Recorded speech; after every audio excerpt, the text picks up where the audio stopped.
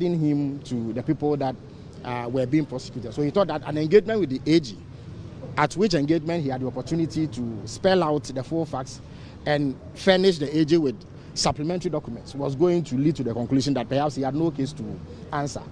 That engagement quickly mothballed into an effort by the AG to conduct himself unethically and urge Mr. Agyapong to do things that were unethical. Indeed, Mr. Agyapong disclosed that it was the AG's responsibility as the chief law enforcement officer of the Republic to know that an engagement with a represented accused person on the blind side of his lawyers was unethical and inimical to the code of conduct of lawyers. And to the extent that the AG failed to indicate his unpreparedness to engage Mr. Agyapong, the AG clearly was at fault. He also pointed out that it was incumbent on the AG to decline any request of his to meet him, if indeed the AG thought that that was outside of the remit of the law.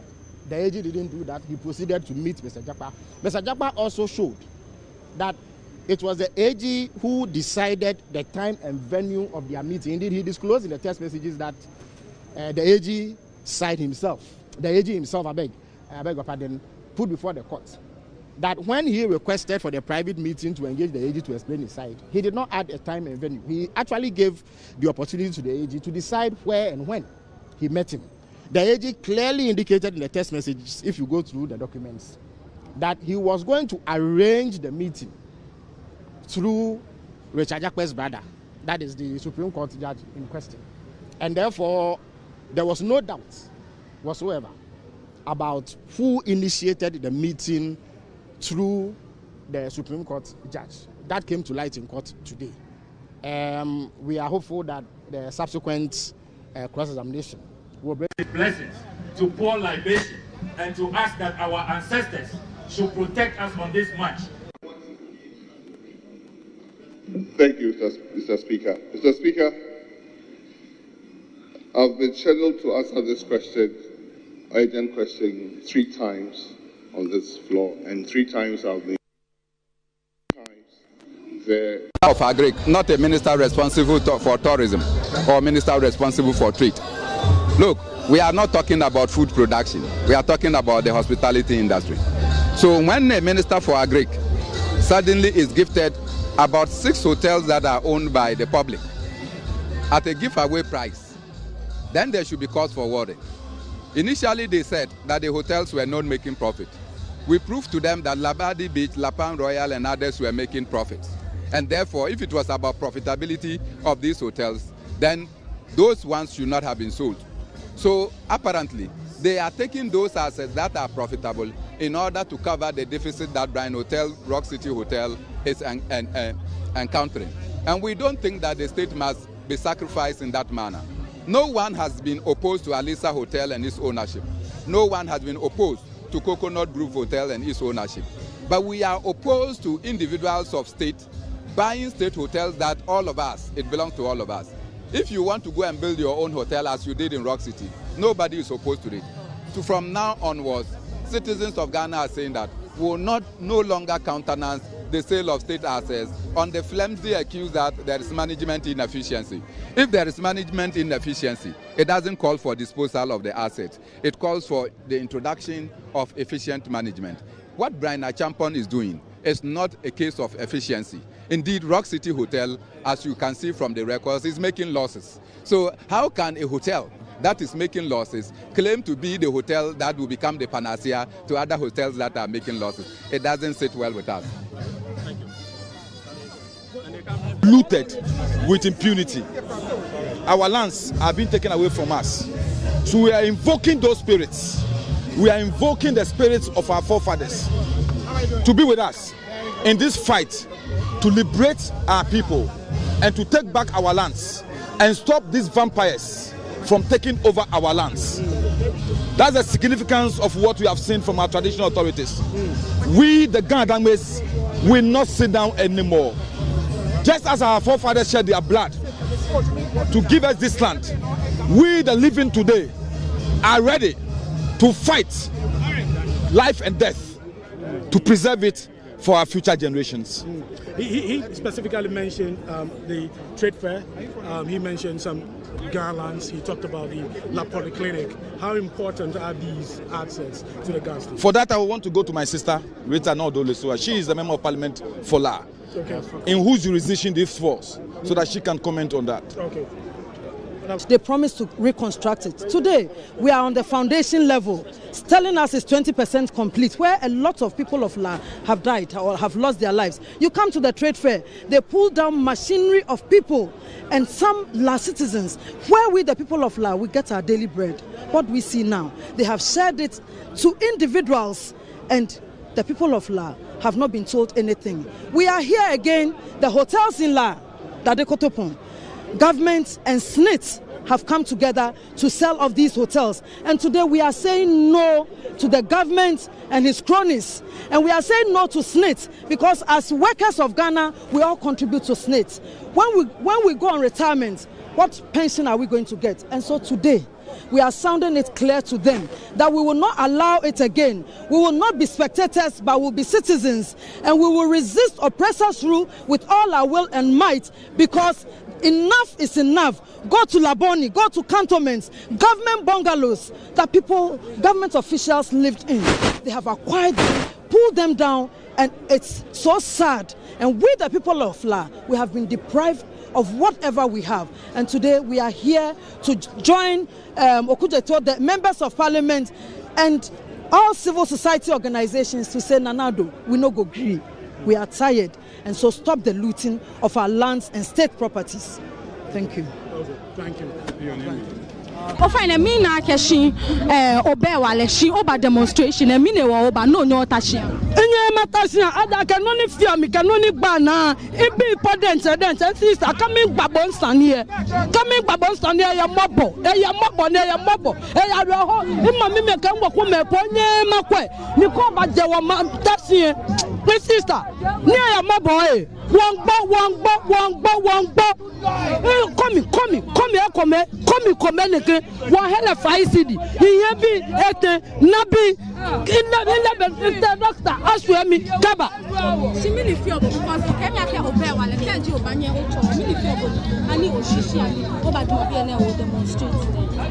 ìwọ́lá ni kẹ́ńbẹ́ kúmọ̀ mùsùlùmí mo fẹ́ mọ̀ bá kàkẹ́ sí ìyẹn họ sí àná kọ́lẹ́ yẹn nyùmọ̀ àgbọ̀ ní ìyẹn họ. God didn't ni afe inye mape sacho ni be wale na aka mi fono inye mape ni no na cho mi aka ya dani ya pe acho over shika den se ka cha le be ni ma chele ma no ba neke demonstration ni ba ada ke sian ni ta MBS kun ametala sian ina bi ehun ametala jen ne won ba imbe he wale si mi ahin ba no ni wa bomode wa tafa ni wa bomode ni papa julo ni yo je mi ka jele no na haneta no ko be Ghana o fe wo ba sa wo ba gbo mi ko meto wo ba gbo papa le egbe wo won gbo wona noko na agbene won so ni kan je e ke ba nmimi ina ko so na nmimi pen abankra lo we ke ba nmimi jo no le ke ba nmimi jo ko te ni he mo nyo he to follow no ya he onyo he no pure water follow e come 50 pesos ene no ko here be million enye afa ni ngmentu e wọ́n gbọ́ ọ̀pẹ̀nà tó mi dẹ̀ ìnà mẹ́lẹ̀ àkọ́ẹ̀tẹ̀ ìjẹ́ tẹ́sí àánú máa ń sàn wọ́n gbọ́ ẹ̀jẹ̀ wọ́n gbọ́ ọ̀pẹ̀lẹ̀ ní sùúrù wọ́n gbọ́. Christ the King. This is not Christ the King. This is the Cocoa Research Guest House Junction. Christ the King is ahead. What are they afraid of? And then when you have taken civilians by surprise, you decide to fire tear gas at them.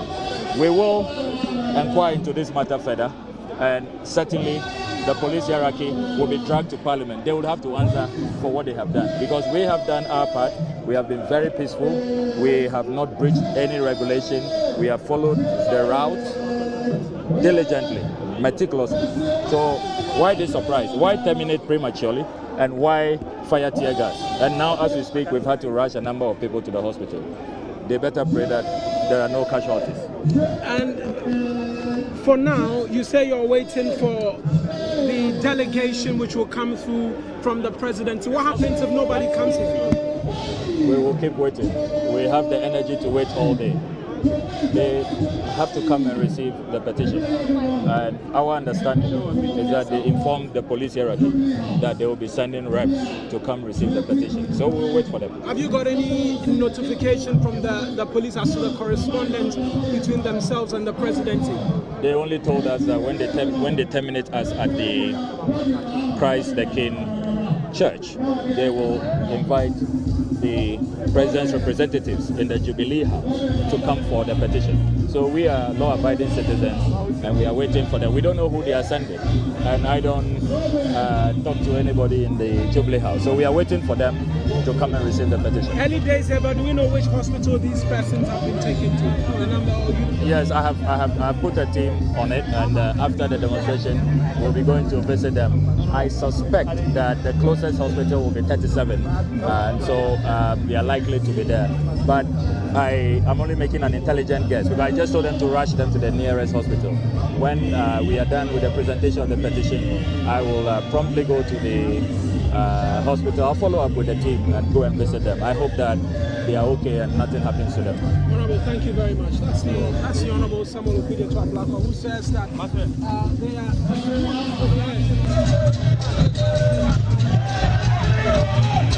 Oh, point.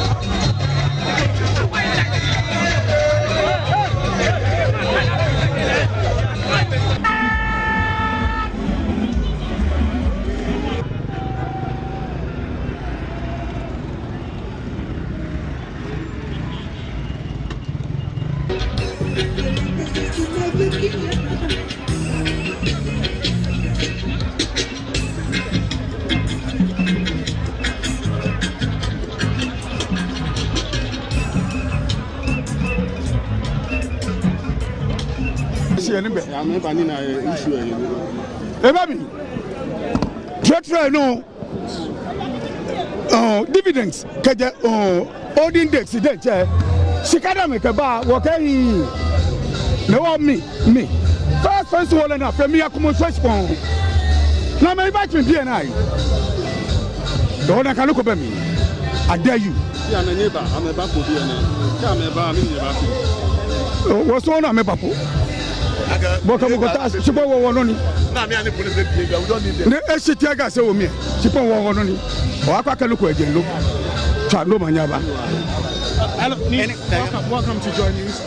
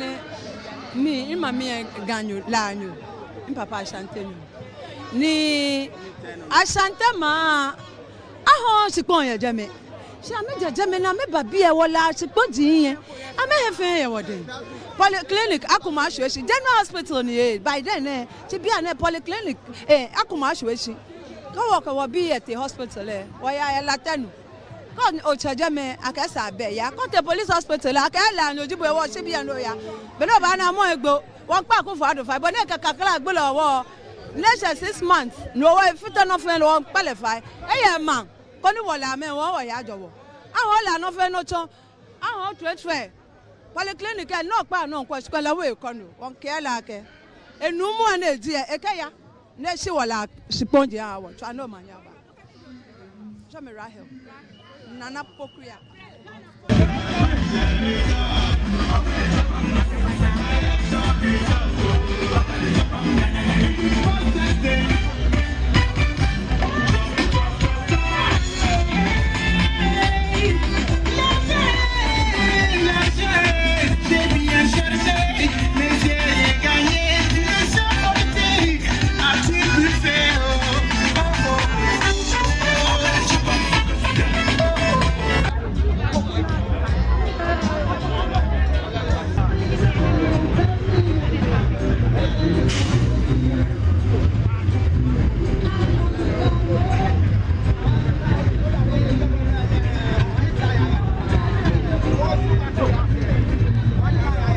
So the right thing is what?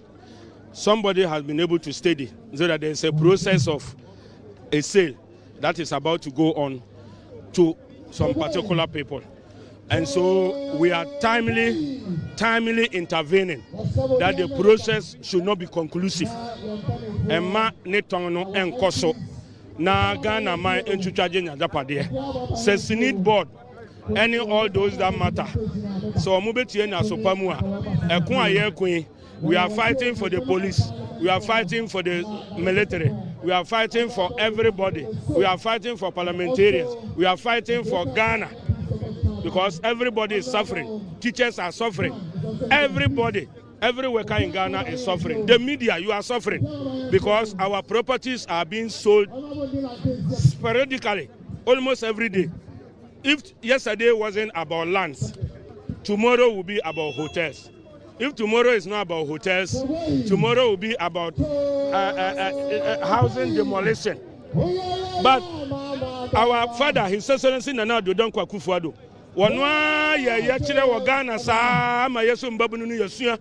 so if we have learned from Nana Addo, they were not throwing tear gas at Nana Addo.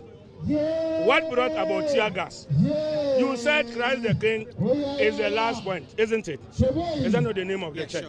Everybody knows we are marching up to Christ the King, not Jubilee House. We got midway and they've blocked the place. You have blocked the place, the youth said no. You said Christ the King, we are obedient. No member demonstrating here is holding a gun. Nobody is holding a pistol. Just water. Nobody is holding a stone. Then you throw tear gas. One of the ladies, I don't know whether the asthmatic ones, they are rushed to the hospital. Ghanaians should know the injustice that is going on. Nana Akufo-Addo, our father, was that what happened in your days? Bawumia, is that what happened? Our father, Don Pare, you are a very experienced police officer. Yes, crowd control, it should be professional. If even you were to throw the tear gas, at least tell the crowd that, look, those of you who want to penetrate, we will throw tear gas, so take guard. Only 1, 2, 3, because I was in the forefront. I had to use water to wash my face. I had to use water to pour on my head. As the MP, as a member of parliament, definitely I have not shown myself that I'm a member of parliament. But it's for me to come out this way and now tell the world that this is how it's happening in Ghana. Nana Addo is supposed to be a human rights lawyer. So President Nana Addo, this is what your police have done today. Kindly let them rush to the hospitals and take care of the sick. If anybody should die, Parliament, we shall take decision from that. It is our right to demonstrate. We are protecting the police. We are protecting the military. The police, small allowance that is being given them, they shouldn't think it's enough to throw tear gas and kill Ghanaians. It's because of what they are paying the police. They should be aware. It should never happen again. There will be more demonstration, but the police never do this again. It's not professional. International, US is listening to this message. Ghana police, this is what they have done to just simple, peaceful demonstrators. Thank you very much.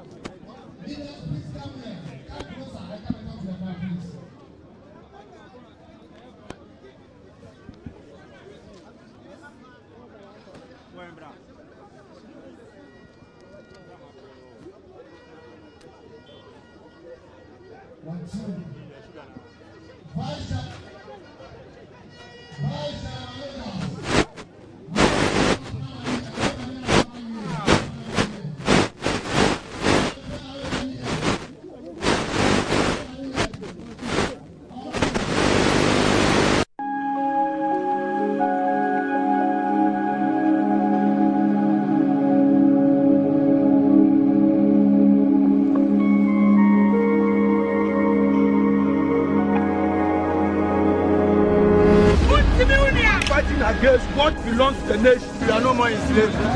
The police tear gas the protesters. Where is your car? Ask everyone. Where is your car? Don't come, police. Go see anyhow. $1, 1 CD. In the time of Mills and Mahama, 2 CDs, $1. If I was them, I would say to the people of Ghana, I am sorry. We are sorry for the poor work we have done. We're going to go and think about ourselves. But that is not the people we're dealing with. The fruits of office, the money under the table has become sweet for them. So they're determined to stay. Are we going to allow that to happen? Are we going to allow that to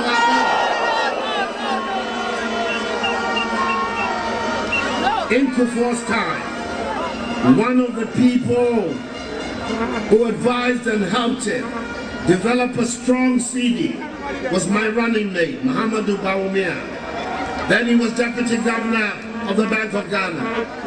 It's one of the reasons I brought him to come and join me, that we will work on the CD and create again a strong CD that will be able to allow us to develop our economy and allow our traders and our work to be able to develop.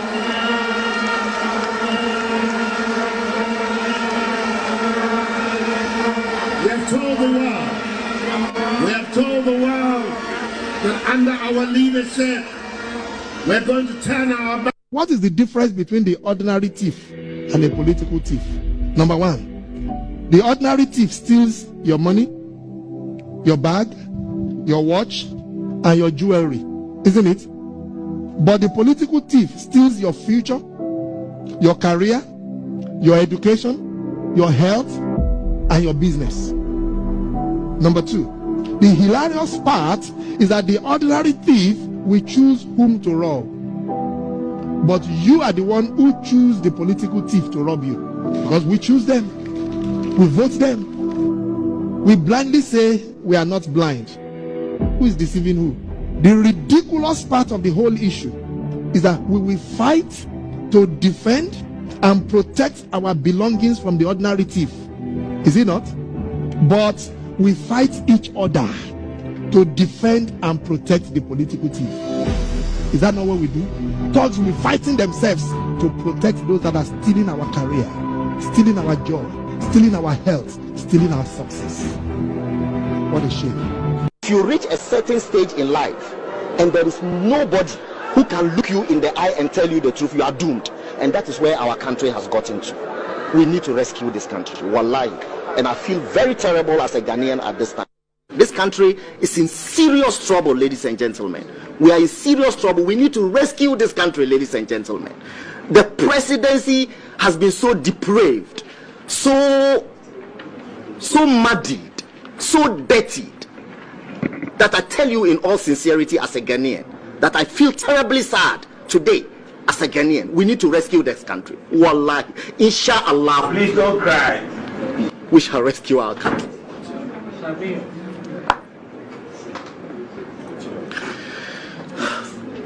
Government is broke, But people are spending billions to go inside the government that is broke. Have you ever seen a minister who resigned because government is broke before? Government has no money. Have you ever seen a governor who said, ladies and gentlemen, when I was elected, I thought the government had money. Now I discover government has no money, I resign. Have you ever seen it? Government has no money, but they are bringing money out at election time. Where is that money coming from? So they are lying. What is happening is that there are two types of wicked people in government. Type 1, they eat current money. Any money they find in government, they will eat it. They are wicked about that one. There is type 2. Type 2, they eat current money and future money. They will say, my term will end next year. When I leave, how will I eat money? Let me borrow money now and borrow money of the future and eat it now.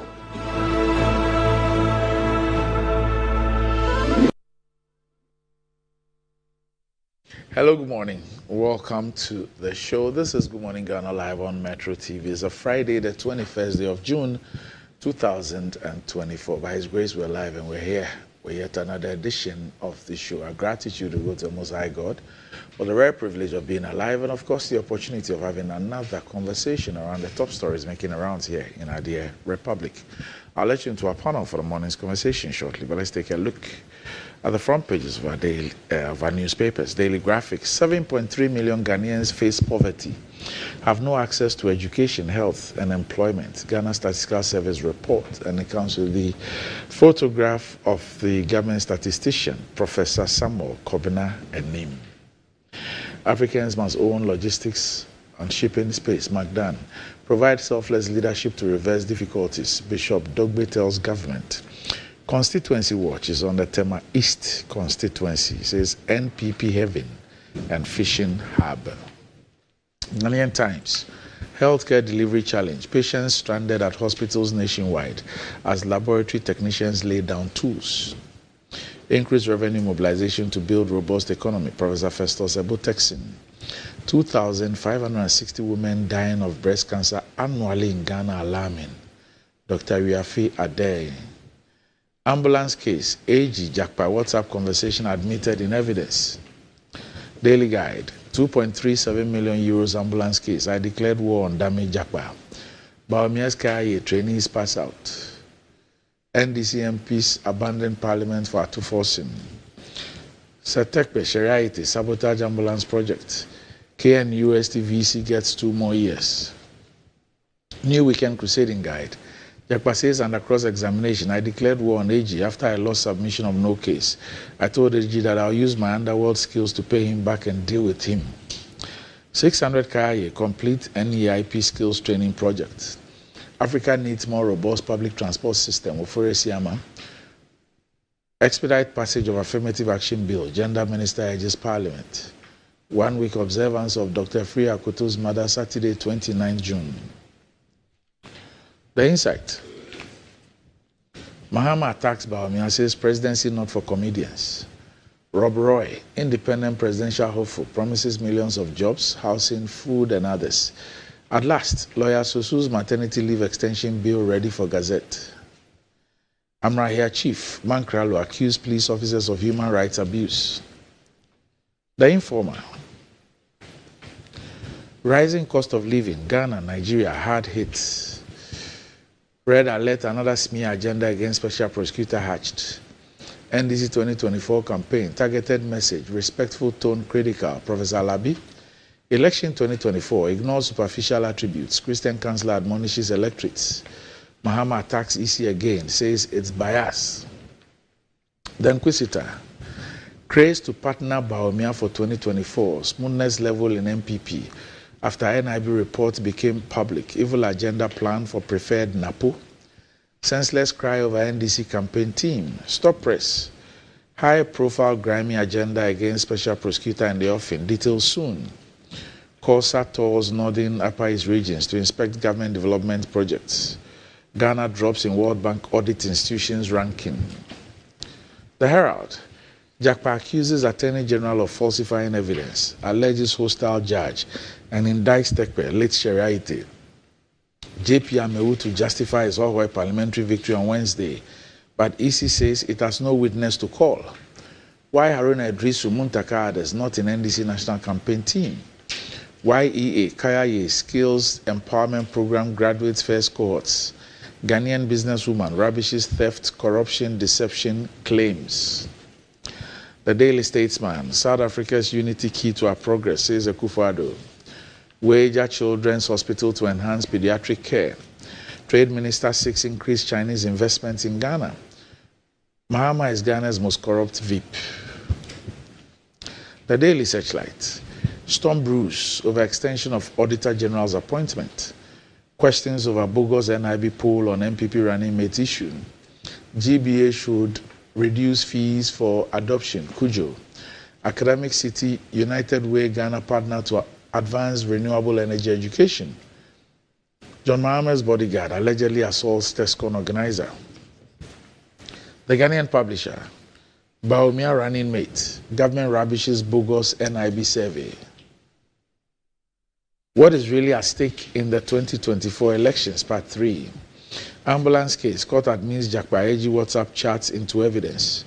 Gender Minister pushes for passage of affirmative action bill. The New Finder. CD risk further pressure when Ghana resumes debt servicing. Professor Mensah. Ghana fails to meet HIV reduction target in 10 years. Heatwave claims lives of Ghanaian pilgrims in Saudi Arabia.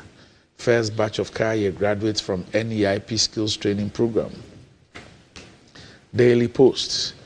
CJ orders the most senior Court of Appeals judge, Justice Jamefe, to hand over docket in Kusi Boatin, aka Poledu Jemfi versus Ablakwa case. Sammy, you're in trouble. I will probe and reclaim stolen state lands under Akufo-Addo when elected, Mahama vows. We are now under one day, one scandal government. Martin Kpebu fumes. The Catholic Standard. Let's end destructive Galamsey menace. Archbishop Kofi. ICGC awards Father Campbell. Education programs must be consistent. Bishop Jane Fee. Stop killing the earth with plastics. Priest urges Ghanaians. Cardinal Napier calls on Africa Synod delegates to be radical images of God.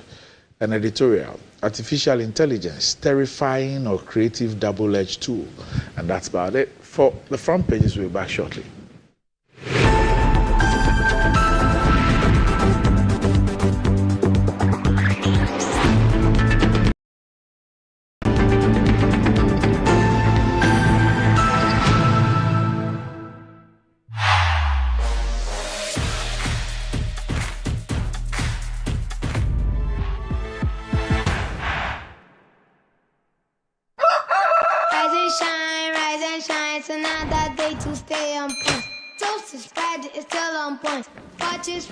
All day long.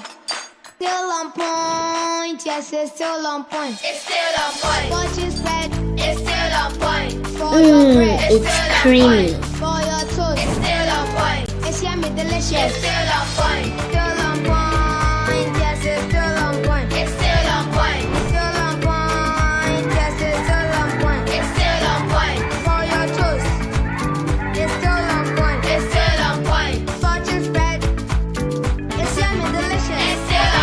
Fortune Spread. Delicious, creamy, and always on point. This advert is FDA approved.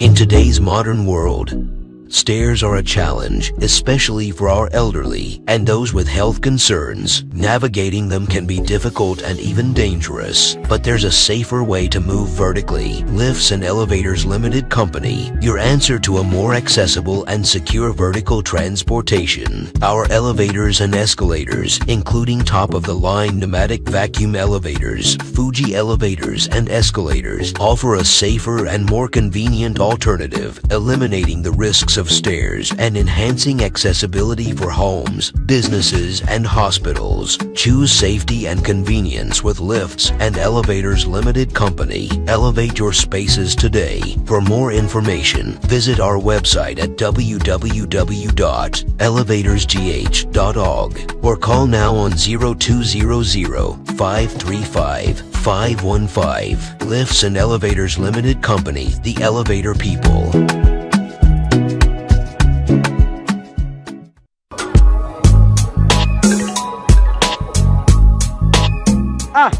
Customer, I don't know who say. Malaria I've been actually me, man. No more brand, man. So still. Ah, one of them give us. Give us a solid. Yeah. Sorry. What rest of so give us here and turn down. What's a good answer? But for me to give us the and turn down. Give us about me, sir. Me patron the and turn down.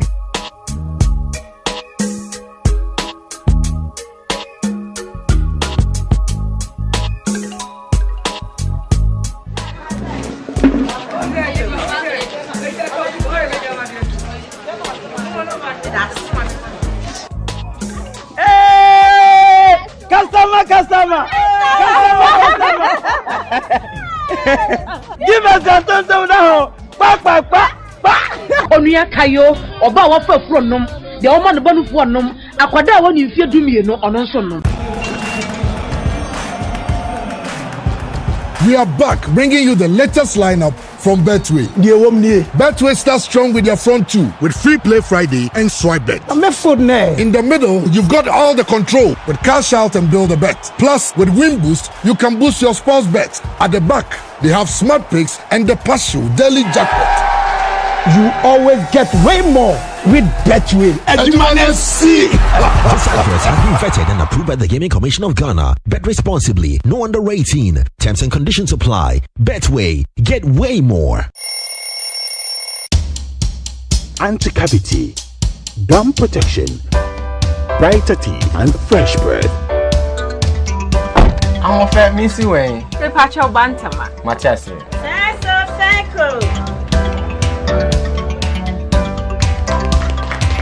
Her smile, the fresh breath. Me jidi say we use Kel 360 toothpaste.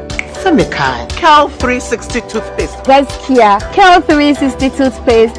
It's a gum protector. Onim jom kasa. Kile kosen.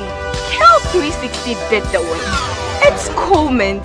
Gives me fresh breath and your confidence booster. And you will see so feeling to Kel 360 toothpaste. Happy. Kel 360 toothpaste, anti-cavity, gum protection, brighter teeth, and fresh breath. Kel, happy smile. This advert is FDA approved.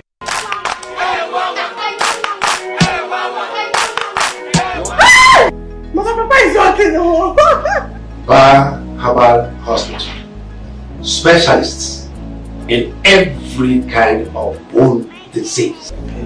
Bar Herbal Hospital.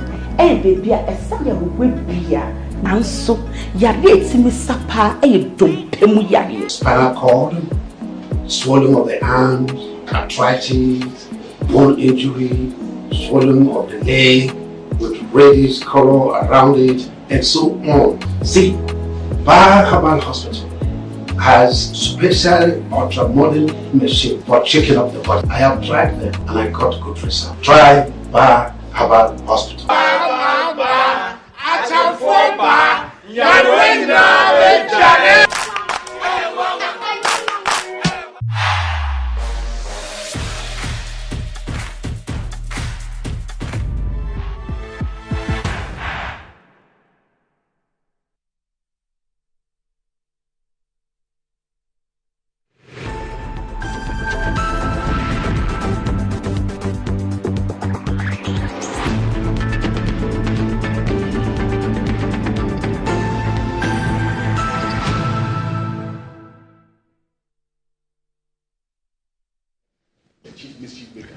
Right, welcome back to the show. If you just joined us, this is Good Morning Ghana live on Metro TV. With me on the show this morning, okay, a brother I haven't seen in a long while, eh? Okay, sometimes we meet in traffic. He's a member of parliament for the 2nd constituency and also the Honorable Minister of Tourism. Okay, I don't know which level he's going to take the ANCOS. Is that the right word? ANCOS. That's the right word. Yes, right? ANCOS. Yes. ANCOS. I don't know where the level is going to take ANCOS to. Okay, but for those of you in the 2nd Tagrade, I'm sure you understand what I am saying or what I'm talking about. Andrew Japa Mesa is here with us on the show. Good morning. Good morning, my brother. It's been a long while. Yes. I appeared on my favorite TV show. I believe it's been since February, right? Yes. Indeed, when the president announced that he was sending me to the tourism ministry, consistent with my own protocols that when you're preparing for vetting, you stay away from the public view. Okay. I decided to hold off for a bit. And then it turns out that the approval process took forever. They made you a squatting. The Speaker of Parliament was unhappy with a certain communication. And so... Cease and desist. Obviously, the context was not highlighted. It was only that phrase that became the most topical. But as far as I'm concerned, that communication was pretty clear. That let's abide by the processes that have commenced and await the outcome before we proceed. But be that as it may, sometime in May, I believe, Parliament was recalled and were duly approved. And so I've started work actively, indeed, even before the approval as representative of the President at the Ministry of Tourism, Art and Culture. And subsequently, when we were approved, I believe on the 20th of May, it's been running around all over the place trying to abide by the President's admonition for us to go and make an impact. Yes, exactly a month ago. It didn't even dawn on me. Yeah, so it's good to be back. I'm sure I'll stay with you the rest of the year and hopefully continue going forward so long as the good Lord himself grants us life and strength. Right. Also with me on the show this morning is a man who's been in the news almost every single day the last 2 or 3 weeks. Okay, so he's made the front pages too. And there's even a matter on the front page of the Daily Post that I'm sure he ought to be concerned about. I don't know if his blood pressure has shot up a few notches as a result of that. But he's a member of Parliament for the Northern constituency, also ranking member on the Foreign Affairs Committee in Ghana's Parliament. The Honorable Samuel Okudzeto Ablakwa is here with us on the show. Good morning, Sammy. Hi, good morning, Doc. Good to see you. How are you able to afford a smile? By the grace of God. You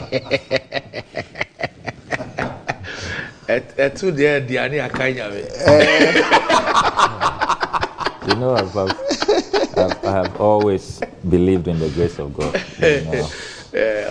Although you ditched the gospel for politics. Oh, I did my best as SU Vice President, as head of the evangelical team, and I'm now doing a lot more politics, but it's all for God and country. But of course, I mean, being in politics is not variance with the gospel. Exactly, it's not. It's not. Except that sometimes for the likes of Sammy and co, the observation may seem like the politicalness more at variance with the religion. It shouldn't be. But that's according to him. It shouldn't be. It shouldn't be. Mischief. Anyway, well, if you're the diabolics are too much. If you're thinking of getting a toothpaste for the entire family, top quality, very affordable, the recommended family toothpaste is KL 360 toothpaste. This is approved by the Food and Drugs Authority. KL 360 toothpaste provides you and your family with all-round dental protection throughout the day with freshness. KL 360 toothpaste is good for kids, children, and adults. Let your family be a proud family when they step out by constantly using KL 360 toothpaste. KL 360 toothpaste brightens your teeth, prevents cavity, and with its cool mint gives you fresh breath throughout the day and protects the gum from decaying. For consistency and quality, use KL 360 toothpaste. KL 360 toothpaste is another product from Samara Company Limited, producers of Sasu. It's available in all supermarkets, malls, and provision shops. Call Samara Company on 0246 864 798. KL 360 toothpaste. Happy smile.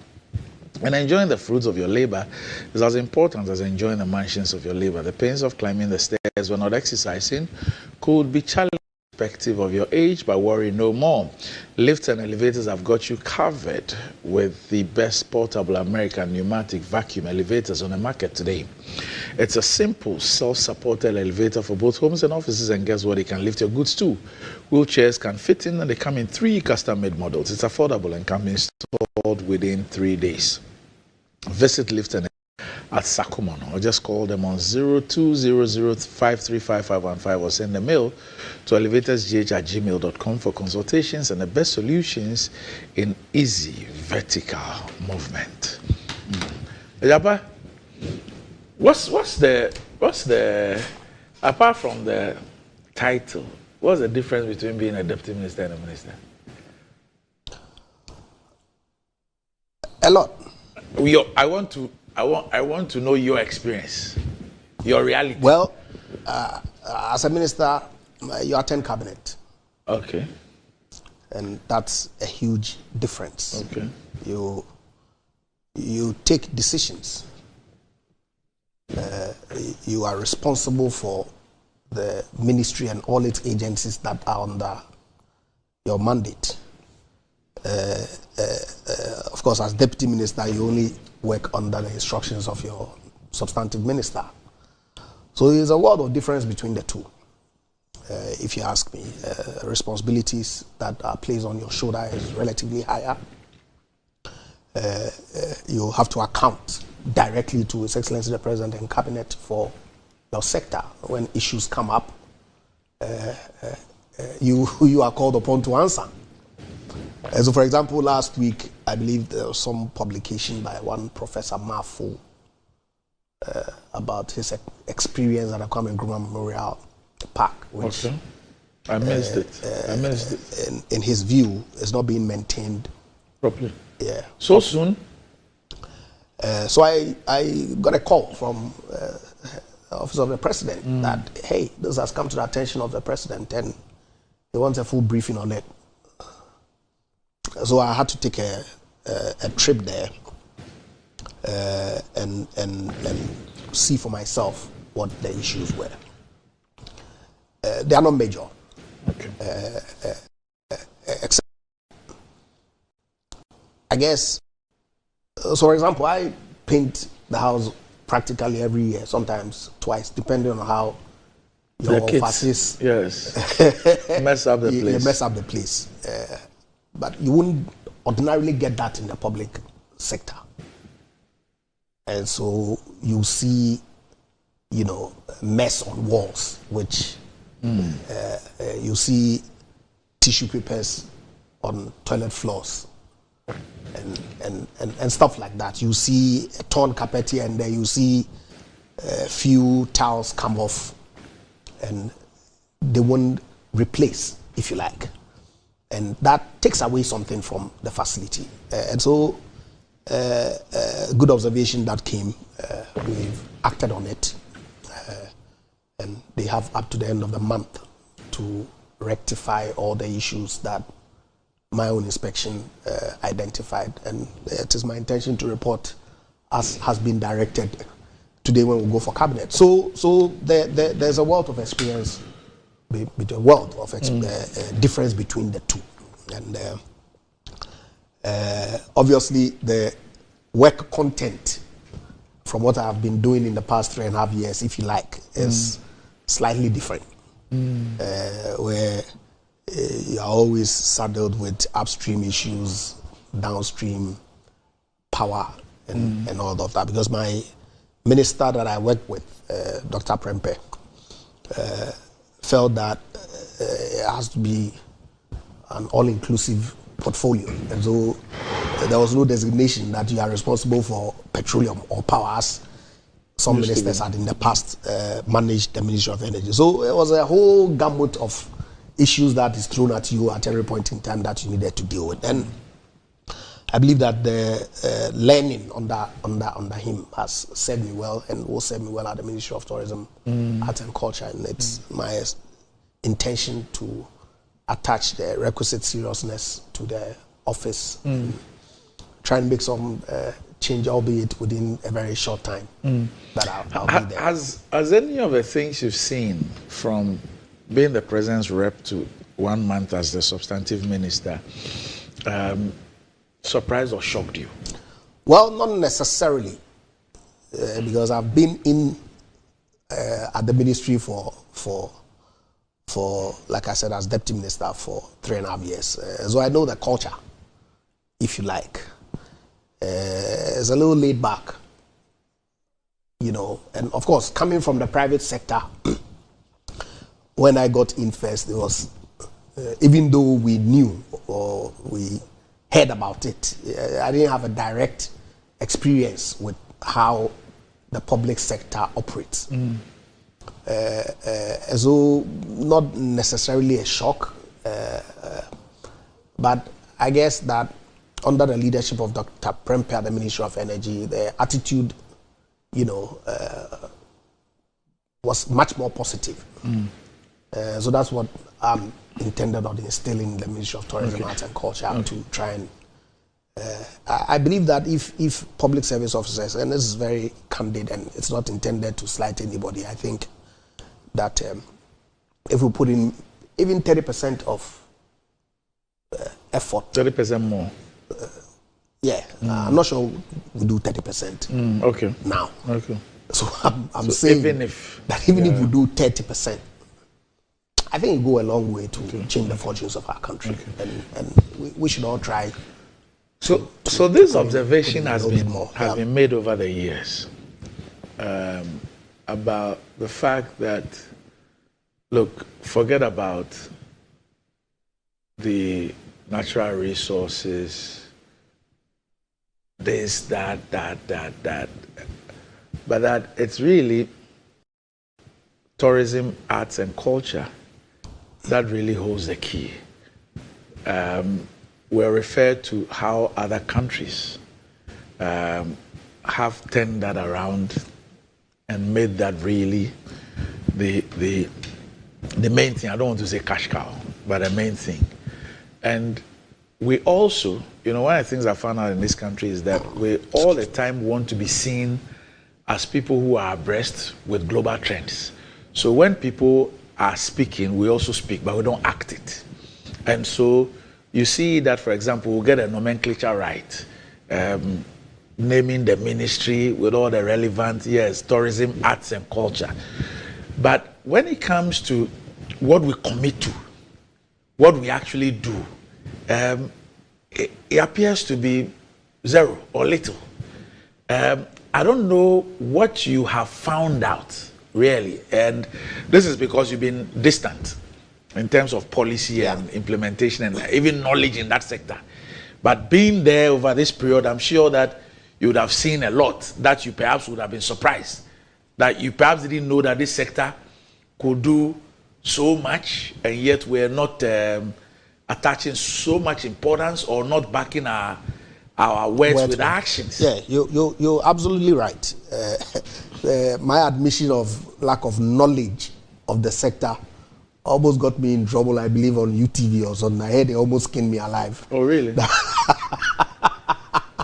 Really? But you're not an expert. Absolutely. And so, but I don't think we should forget about our natural resources space. Oh, yes.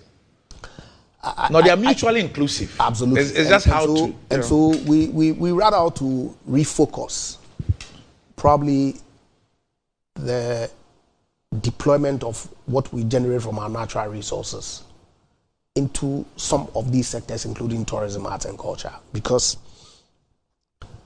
say, job creation, for example, there's a huge opportunity in the creative space for jobs. Entry level is very low. I went to Latif Abubakar's production at the National Theatre. He was telling me that that production over a 4-day period employed 130 people. Yes. And that's not our culture. Yes. That's a gig economy. Yeah. So imagine if there were several productions every week. Which should be the case. Which should be the case. Yeah. Your guess is as good as mine. The number of jobs that Uncle Ebu White is just about turning 70. There you go. And look at the jobs that he's created. I've been having discussions with Nana Fridwa National Theatre. Yes. It's pushing an and doing opportunity its bit, waiting to happen. But we don't, unfortunately. But then again, Randy, you need to look at the resource envelope and the expectation of the people. You said something interesting right now. You spoke about the resources from the natural resources. Yeah. And where we apply them. Okay. So from your previous portfolio at Energy, that obviously made you take quite a number of trips to UAE and other places. Now look at how UAE is spending the revenues from oil, where they are investing it. Yeah. Because they know that that particular resource. Saudi Arabia has started. Yes. Everybody is looking at the UAE model now. Yes, everybody is. And look at where they are positioning their countries as tourist destinations and everything. Look at how much Qatar spent just trying to change people's views and minds and make the place a tourism destination or a tourist destination and all that. So the application of the resources, just look at the UAE model. Before we came on air, we were talking about the National Cathedral, right? Yes. I was in Barcelona for the UN Tourism Conference about a week and a half ago, and I visited the Barcelona Cathedral. Right. And here it's been in the works for over 100 years. True. There's a lot of money going in there. But even an attempt to put up a facility like that in our country generated a whole lot of brouhaha because of the narrow view that we took to that project. Some termed it as the president's own, my good friend Samuel Kudeto led that chorus. President's personal pledge to God. That's what we were told.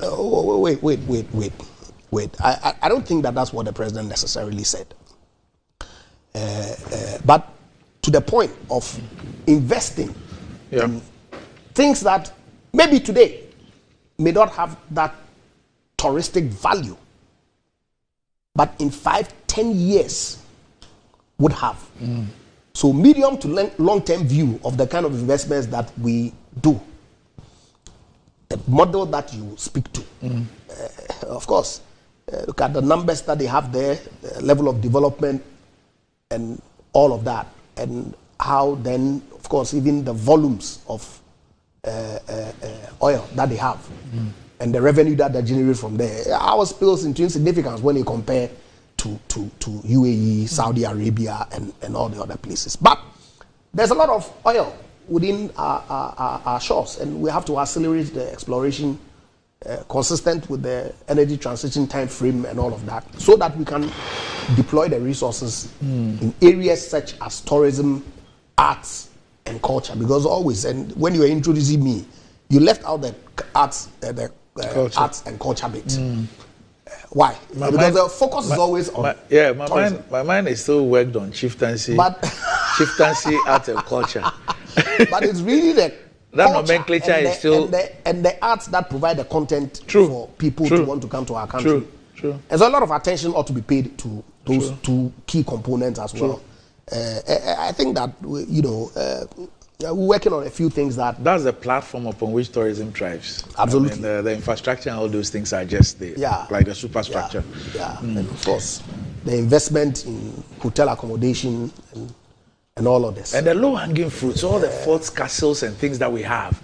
Some of them is just the access road. And that's provision really, of some washroom facilities. A few, there are low-hanging fruits where we don't need a lot of resources to deploy in that. And our forts and castles really, they are World Heritage Sites, 28 of them scattered across our coastline. And the my biggest issue, property. Biggest issue in that sector, and I raise it here. I don't know if it's come to attention whether whether there's a plan to do something about it. Look, for all the countries that boast of huge tourism numbers, domestic tourism itself is huge. Yes, and the external ones build on them. In Ghana, it becomes difficult because even the cost of accommodation is incredible. But Randy, it boils down to demand and supply. That's where I was coming. But at the end of the day, the last time I checked, we have over 20 taxes and levies on the hospitality industry. Over 20. So, okay, there's only one levy that directly relates to tourism. Yes. Yeah. Every other tax is what everybody else pays when you assess every service or purchase any goods in Ghana. No. It is. No, I can give you the No, I'm breakdown. coming. Yes. I'm coming. Of course, there's this added EPA and all Gamro, those those things. A lot of them. There are quite a few that you're right. Okay, but it's only in that sector so that the point district that assembly will get you. Of course, I mean it's your property. State will get you. And agencies will get you. So the point that my engagement with the hoteliers have highlighted is really some single levy that then is distributed amongst. So there's a task force that, in fact, it preceded me that is working to try and see how we harmonize all the various agencies that are involved to get some common one, if you like, tariff that then is split within.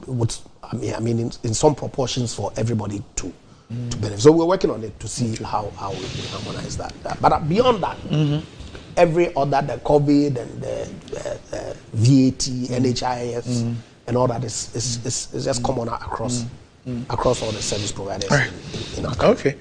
All right. Okay, so we've had a little or a sneak peek into the sector. Oh yeah. When I see ministers and stuff, I like to take advantage to find out a lot more and learn a lot more about the sector. All right, son of man, Doc, you've been becoming a hospitality consultant. You led a demonstration. Okay. And for me, beyond the issues that you're advocating about the hotels, the issue of even the trade fair and all that came up, the beachfront and all those things came up and all that. But you've had a demonstration, and then there are issues that have come up beyond the demonstration. I think the demonstration was peaceful until the end, where we had incidents of pepper spray and tear gas and all that. There was a delegation from the presidency led by the Deputy Chief of Staff, Mr. Emmanuel Aduma Bosman, Carlos Ombrazi, there to receive it. And I watched you read out the petition. I don't know why that is done. Maybe there's a reason. Instead of handing over, you read everything before you hand over. Okay, so we saw that. There have been other developments, and you also on the front page say the head of the panel at the appeal court for your case has been changed, whatever that means. But your colleague, both secondary school and parliament, who was also at the center of your conflict of interest thing at the Shraj, is also daring you. And at stake is a Trasaco house and a hotel. I don't know whether the hotel is a 1-star or a 3-star or a 5-star, but you stand a chance of winning a Trasaco house and a hotel if you can prove the allegations that you've been making. Let me hear you on these issues. Well, thank you very much. Let me extend warm regards to all our viewers and to greet the new tourism When we minister. come back, I'll ask you about ANCOS. We didn't talk about that. I congratulate him on his elevation. Thank you. And I wish him well if he succeeds in the sector. After making him squat for close to 2 years. If he succeeds in the sector, it will help all of us. And indeed, these agitations are also linked to the tourism sector. Tourism cannot thrive without hospitality, without hotels. So there is a link to the success of the sector. His submissions this morning were largely positive until he touched on the National Cathedral and said that we took a narrow view that cannot be accurate. And I will be remiss if I do not correct that on the record. It's not that we took a narrow view or lack appreciation of what a cathedral is or the potential of a cathedral. We said, if you want to carry out a national project, there are constitutional imperatives. There are other legal requirements. The principle of transparency, of accountability. Come clean. Be honest with the people. Don't tell us that this is a personal pledge to God. We will not use public funds. The president said that time without number. Even committed the eminent clergy, the board of trustees. So you had all of them saying that, look, fellow Ghanaians, we have been assured by the president he's not going to touch public funds. Indeed, when a citizen of this country, Kabila, James Kwabena Bonfair, who I know very well because we contested in the Nooks elections together, he went to the Supreme Court and said that, look, let's be careful. What if very soon the Muslims come and say they also want a national mosque? They traditionally say they want a national shrine. And that being a secular country, he thought that this project was problematic. The Attorney General representing the government, if you read his submissions, the Attorney General said that, look, minimum contribution is just land, and that the president has made clear that they were not using public funds. We all know that for a fact. So it's not that Ghanaians had a narrow view and didn't know what a cathedral is. Only for me to intercept documents that on the blind side of Parliament, blatant violation of the Constitution, which is clear that you cannot take public funds for any project, for any use whatsoever, without parliamentary approval. Without any parliamentary approval, the finance minister, and we now know that a colossal $58.1 million, without parliamentary approval, it was in none of the budgets, no approval whatsoever. $58.1 million. Only for us to delve into the details. That was another can of worms. Shocking inflationary pricing by the architect David Ajay. Totally unbelievable payments to people like Kari Samet, $6 million to go raise funds for us. It doesn't happen anywhere. The best practice is that when you do your fundraising, you get a commission. We paid him upfront. Now, we've lost our $6 million. That pit has now become the world's most expensive pit. $58 million. And we've raised other fundamental issues of even the location. When Bishop Dag Heward-Mills resigned, he said that they were not even allowed to make an input on choice of architect, to make an input on location. So in the process, look at all the properties that have been demolished. Judges' bungalows, the Judicial Training Institute, the Malian ambassador's residence, the passport head office, scholarship secretariat, Comsys IT firm, the headquarters, Waterstone Realty apartment complex, bungalows belonging to Shraj, all demolished. What value did we get? A country with such huge infrastructure deficit. So the overwhelming majority of Ghanaians are raising key issues. Issues of lack of respect for our constitution, for our laws, respect for the people. You don't tell us that you are not going to use our taxes, only for you to be actually using our taxes on our blind side.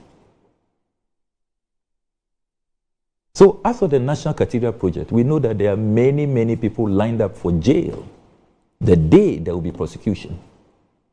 Many people will be ending in jail. And I pray that this new minister will take a serious view of the matter. Don't have this cavalier approach.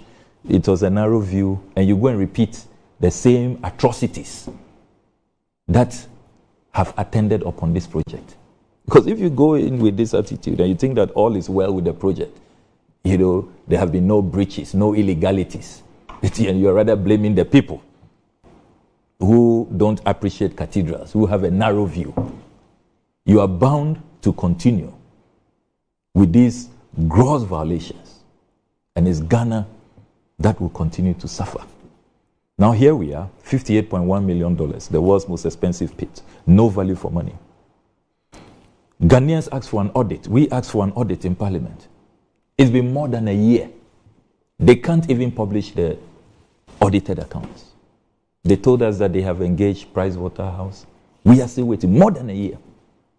As we speak, eminent priests, very revered, venerable priests, are shocked at the lack of accountability, the lack of transparency, and have resigned.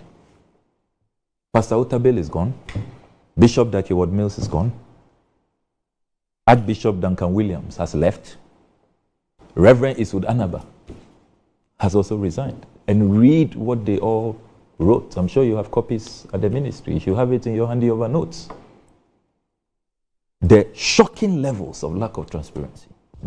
Some of them, the only crime is that they called for an audit and they won't get it.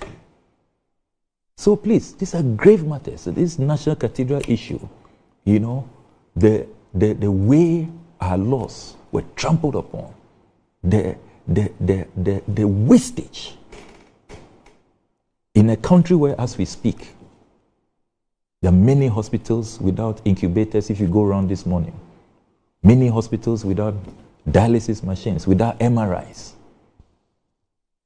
Women are still delivering on bare floor. If, even after lying to us that you won't use our money, you decide to use it, at least even be accountable. Be judicious about the use of those resources.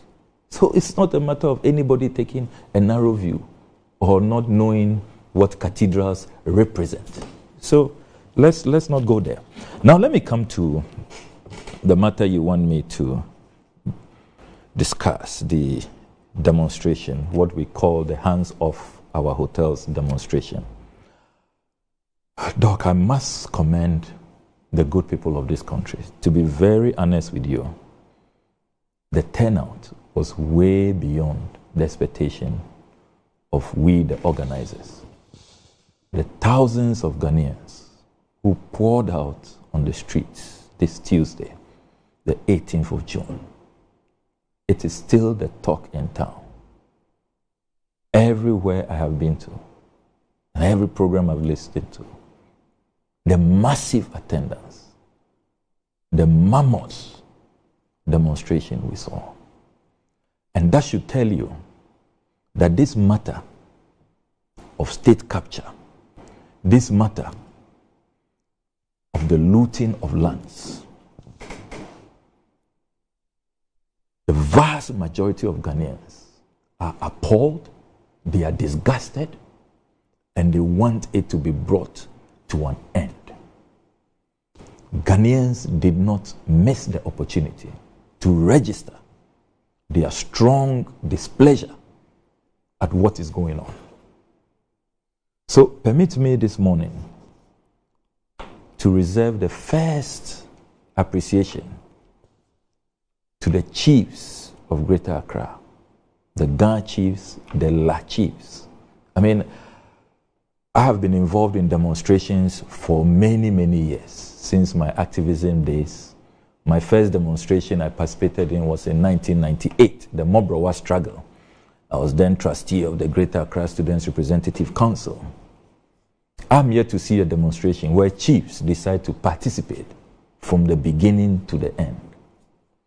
I want to particularly salute Niyamo Ubroni the Seventh, the La Pa Wulomo, who led chief priests of the La State. They poured libation before the protests, asked for the blessings of our ancestors, and stayed the course up to the point we presented the petition. There's some of the chief priests who even got affected by the unfortunate tear gas and pepper spray. So this morning, I want to pay glowing tribute to the revered chiefs of the Greater Accra region who stood up to be counted. I mean, they reminded me of great stories in our history, great stories involving the lives of Ni Taki Tewia, that great warrior. They reminded me of the likes of Sergeant Odate Lamte, and the likes of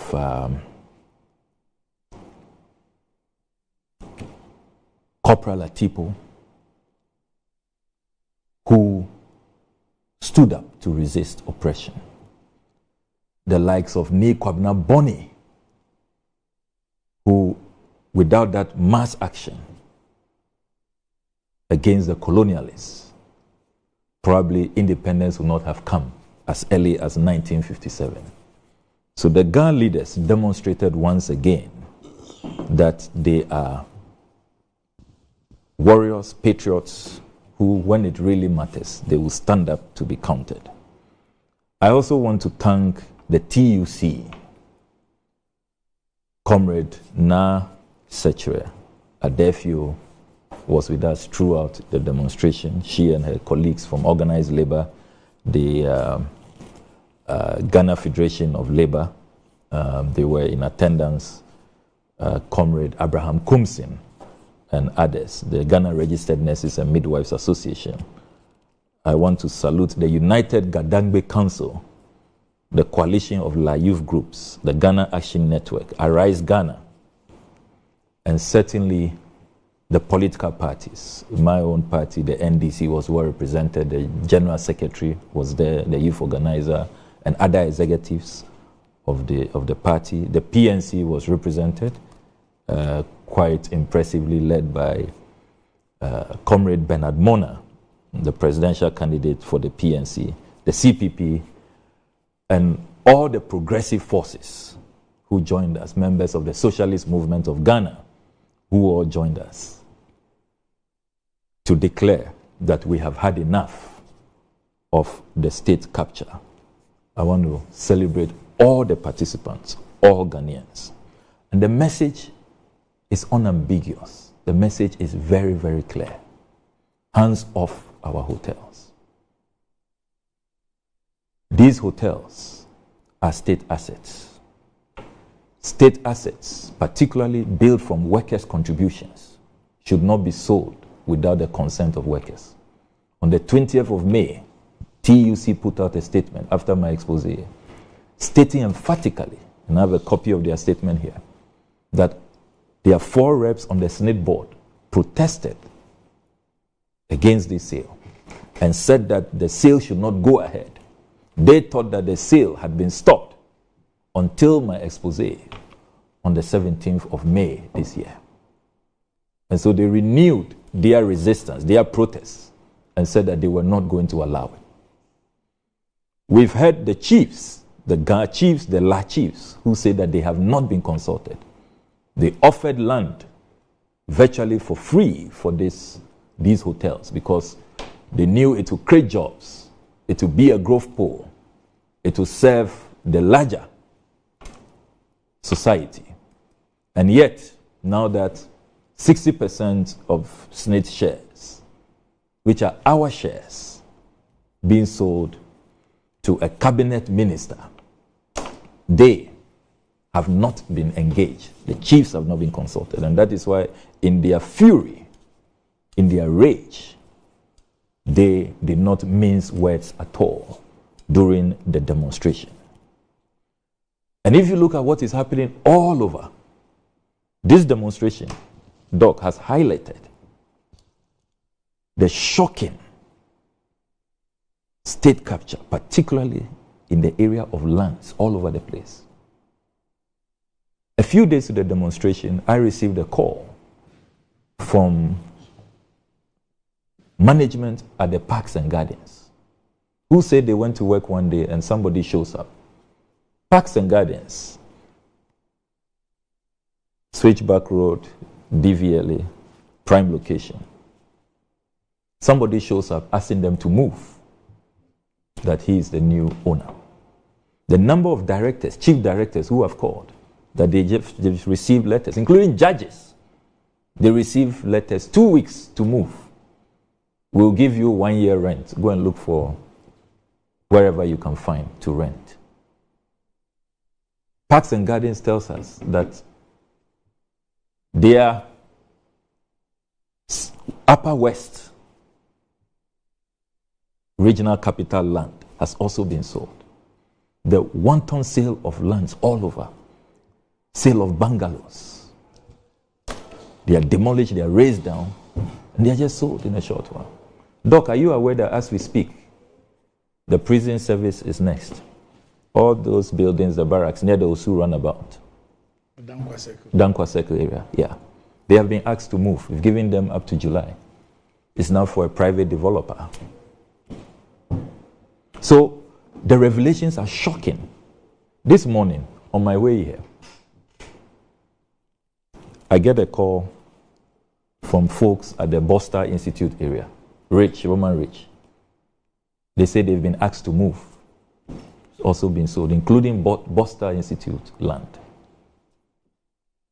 So this demonstration has highlighted the shocking levels of state capture. It has also revealed in the process how Labadi Beach Hotel, for example, has lost its beachfront. And that is a matter I'm happy to continue to raise, despite the threats from the Blay family. And I've asked them to do whatever they want to do. They've issued ultimatums. I've said I'm not retracting the truth. When you are armed with the truth and the facts, you fear no foe, you fear no court, and you fear no judge. So we are talking about matters that are at the heart of national development, of workers' rights, and the welfare of Ghanaian workers. These hotels we are talking about, Labadi Beach Hotel, La Palm Royal, Ridge Royal, Elmina Beach Hotel, Buzia Lodge, Trust Lodge, are hotels built by workers' contributions.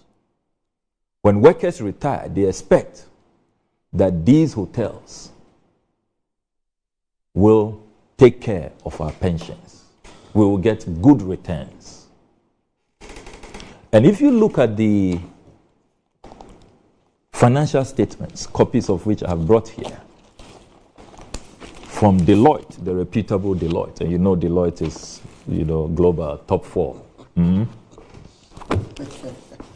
Top 4 globally renowned, celebrated audit firms. Labadi Beach Hotel is so profitable. Earlier on the 19th of May, SSNIT had issued a statement creating the impression that all these hotels are not doing well, that these hotels need a savior. That is what compelled us to go and look for the financial statements. And we have all been shocked at the levels of profitability.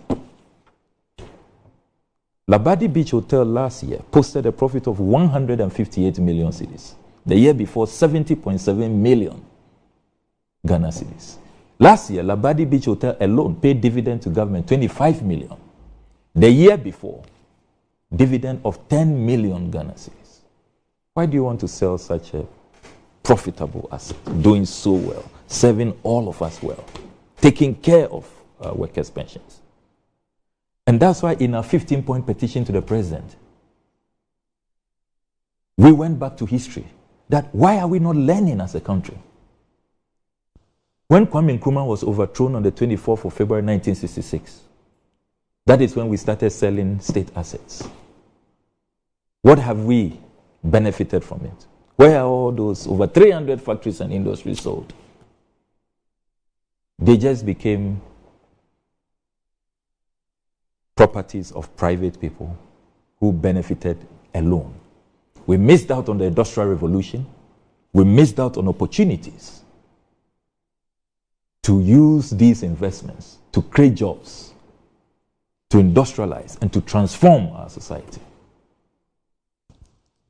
Even the other hotels that are now struggling in recent years, it's a management issue. If you look at Labadi Beach Hotel's own story, that should have been the classic model to follow. So about 15 years ago, Labadi Beach Hotel was struggling. The NDC-led government decided to bring in new managers. the Liberty guys. They came 10 years, transferred knowledge, allowed the locals to understudy them. The locals have taken over now. Indigenous Ghanaians have taken over. And the hotel is even more profitable than when the expats were managing it. It tells you that with the right management, and the irony is that the same street, just a 2 minutes walk apart, Labadi, La Palm. How can Labadi be doing so well and La Palm struggling? It's a management issue. We put out memos of the deputy MD who acted as MD and was demanding $18,000 for 6 months. Bad management practices. If you look at the assets at La Palm, they have the biggest banquet services, banquet facilities, conference facilities, the biggest number of kitchens, and all of that. Their land space, far, far bigger than Labadi. So just change the management. Stop sending, political apparatchiks, square pegs in round holes. So we know what to do. We're refusing to do it. That is why, as part of this campaign, some of us have said enough is enough. We are sponsoring a private members bill. And I want to salute colleagues who have joined me, led by the Honorable Atufosin, the minority leader, who is one of the sponsors of this bill. And Professor Kweku Azai is our consultant, doing a great job. We are saying that all politicians moving forward, enough of people taking advantage of gray areas and all of that. Totally disregarding our constitutional provisions on conflict of interest. We now want to strengthen the legal regime. And we are saying that politicians and politically exposed persons should be debarred, totally banned from participating in the purchase of state assets. And I am glad that contrary to attempts, and you saw some of those videos, there was a press conference in the Ashanti region by some young folks calling themselves Ashanti Young Democrats or something, trying to, unfortunately, tribalize this whole thing. 16 years ago, when I took on the Honorable Jacob Echebilamte and went to the Supreme Court and said that it was wrong for him to purchase his bungalow, is Jacob Echebilamte an Ashanti or an Akan? So this attempt to trivialize matters, serious issues, must stop. I have been very, very consistent that politicians, politically exposed persons, it's not right. It's unethical. It's immoral. It's just morally reprehensible. These assets are under our care. I thought this discussion would be that we came to meet 6 hotels. We have maintained the 6, expanded it, we're creating more jobs. We have added 2. We have added 4. If these hotels are not good for the rest of us, they say, oh, they are making losses, they are useless, let's sell them. They are not good for us, the rest of us, but they can be good for the Honorable Brad Champong. How does that make sense? Then this claim that Honorable Brad Champong is a hotel management expert. I won't take any expertise away from him. But the question I ask is, why do we send people to cabinet? Our brother has joined cabinet. He's clearly going to bring his expertise to bear. When you read the Constitution, cabinet is a place where people go to brainstorm, share their expertise, and help us move our country forward. So you have the hotel management expertise. You only bring it to bear if you buy the hotels, if the hotels become your private property. You won't share it with all of us to benefit our country. Is that patriotism? So whichever angle you look at this thing, it just doesn't make sense. Now I want to directly respond to the challenge that he threw after the demonstration, and I've seen that it's gone viral. A lot of folks have shared it all over the place. He He has dared me. The Honorable Brad Champon has dared me. He says that I have not intercepted any GRA filings. I wrote down the things he said. That I haven't intercepted anything. Nothing. That he has nothing. He's just lying, or you're truthful. That I have nothing I've intercepted. That they haven't even filed anything at GRA. And that all I'm pursuing is hate. That's the crux of his submission. That I have nothing to show. And he has dared me to produce what I claim to have intercepted. He also added that if I'm able to produce those filings I say I have, he has a Trasago house that he doesn't use. He says he bought it in 2014. He doesn't even use it. So he's happy to donate it to me. And he said that's not enough. He's so confident that I don't have anything. He added a hotel. And let me state for the record, I think he missed his bearings. He said, Akosombo Hotel in my constituency. You know, and some people have sent me messages say, oh, when he came to your hotel, to your constituency to buy a hotel, you didn't tell us, you didn't talk about it, you didn't protest. But he's doing it in Accra and you are making noise. Let me state for the record that Akosombo Hotel is not in my constituency.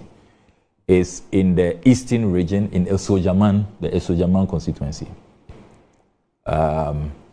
It's next door to my constituency. From Esojaman, then you use the Adome Bridge, and then you enter Joapon. But it's not in my constituency. And it's quite revealing. I didn't know that the VRA has sold Akosombo Hotel to him. So we are grateful that he has offered that information. So, Doc, I can this morning, exclusively on your show, produce the filings at GRA. I want the Honorable Brad Champon to know that when I say I've intercepted something, I have truly intercepted. And he should have been following me by now, that I don't talk about things that I don't have. When I say I've intercepted, I've intercepted. So I've been generous to make copies for the Honorable Ijapamesa, so you know that I am not... Is it for onward transmission? It's for the show, so that Doc, you can also have yours. Yes. So, what is this? I hold in my hands the filings of Rock City at GRA. What the Honorable Brad Champon is saying, I don't have. So, when I said that I have the filings, I have them. And here they are, giving you copies. Now, if you come with me to, let's analyze the documents. I'll do that quickly. I know we don't have much time. Come to 2021, and I've marked them so that it will be easy. Let's start from 2021. Hold on. Yeah. See, some of these things... He challenged me. Wait. I've opened the document. Yeah. You make statements that put people's reputation in jeopardy, and you fall in trouble. Page, assuming that this was even authentic, I don't have a problem at all. This can never be accounts, annual returns. Yeah, because that's the only time that you make a determination about the profitability or otherwise of a company. You file your annual returns with your audited accounts at GRA and, of course, Registered General's Department. You are holding withholding tax credit forms for January, withholding tax credit form for February, withholding tax for, according to him, 2020. Take your time and study the document. And these are tax filings. Of course, corporate income. 2024 has not ended. No. So let me proceed. Let me proceed. Anyway, If the Honorable Minister for Agric is watching, I'll bring him a copy so he can take the requisite action on this. Absolutely. Absolutely. That's why I brought you a copy. For some time. Can I? You have your turn. You know the format of the program. You have your turn to speak. Right. So, Randy. So, don't shift the goalposts. The Honorable Minister for Food and Agriculture says that I have not intercepted anything. I don't have anything from GRA. I don't have the filings. Here are the filings. The taxpayer ledgers of Rock City Hotel. The tin is there. The corporate income tax declarations and all the other payee and the withholding tax and all of that. The full documents from 2021 to 2024. We're still in 2024. Yes, we're still in 2024. So first quarter 2024. Yes. And so in 2021, if you come to 2021, on the 12th of March 2021, first quarter, Rock City. Sami, brotherly advice. Rock City filed returns. Just give us please. I have been there. Yes. I've been there. I'm giving you a brotherly advice. You can keep your advice. Don't worry. Give us like a summary. Yes, 2021, what is the point you're making? Yes. So 2021, 12 March 2021, they posted returns that they said that year they will make losses. So when we talk about the loss making Rock City, 2021. I think it's the last. So 12 March 2021. Then 2 years later, they return on the 9th of March 2023 and do a debit adjustment that they had 2 withholding taxes, which came up to 20,782. And that's all you have for 2021. So they themselves told the GRA on the 12th of March that year they will make losses. Then let's come to 2022, when we say that if you compare the books of Rock City with Labadi Beach But Hotel, where did they say they will make losses on this document that you are informing the public about? Have you seen this 12 March? 2021, 12 March? It says wait. Yes. Process returns for 2021. Yes. Zero. Yes. Zero. And that's informing GRA that they will make losses. Yes, that there will be no profits. Yes, for the year. You can go and consult an accountant. We have done that. Our accountants have looked at these documents, and that is it. That is the fact. Yes. You said I didn't have anything, isn't it? Yeah, and you did. Then let's come to 2022. 2022 is very, very interesting. Again, in 2022, as for 2022, there were no filings at all, if you notice. No filings at all. Then I break this news. I go to Shraj on the 17th of May. I broke the news here on this show. The following week, they rushed to the GRA. So you see here, 23rd May 2024, that we now want to come and make do our tax obligations for 2022 for 2 years ago. So you have it here, 23rd May. 2022, by the rules, you have a date to file. Yes, they should have filed by June of 2023. Okay. They didn't. So if they filed for 2022 on the 23rd May of 2024, by the rules, they have to pay a penalty. I understand. Yes. Well, what I want to find out is how then did they have a tax clearance in the... Brilliant question. Yes. I was coming there. Okay, all right. Yes. Brilliant. Okay. So it means that when they put in the bid, they clearly didn't have a tax clearance certificate. Maybe they had. Yes. But maybe they had. But the GRA they must explain. They must explain how. Brilliant question, Doc. You know. So you see here that after my expose, they go to GRA 23rd May 2024 and say, oh, we will post losses. We made losses for 2022. Then they went back again the same day and said that, no, we are changing that fact. We believe that if you process the profit we made, we can pay a tax liability of 395,000 Ghana cedis. Bizarre. And so on that 23rd May, they are then asked by GRA to pay a penalty of 4,390 Ghana cedis. Very, very bizarre. Okay. The question that follows is, so according to the SSNIT statement that was put out on the 19th of May, a copy of which I have here, if you look at the timelines, they said they started this process in 2018, got a transaction advisor in 2018. Then they started the bid for the hotel purchase, the tender for the sale of the hotels in 2022.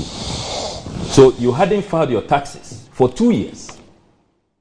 How did they get a tax clearance certificate to participate in the bid? When you get to, sorry, have you moved to 2023? I'm coming. I'll be coming there. Because I have a question to ask. On 2023. Yes. So for are you done with 2022? Yeah. So 2022. Okay. It was after my expose that they hurriedly rushed to GRA, and they went there twice.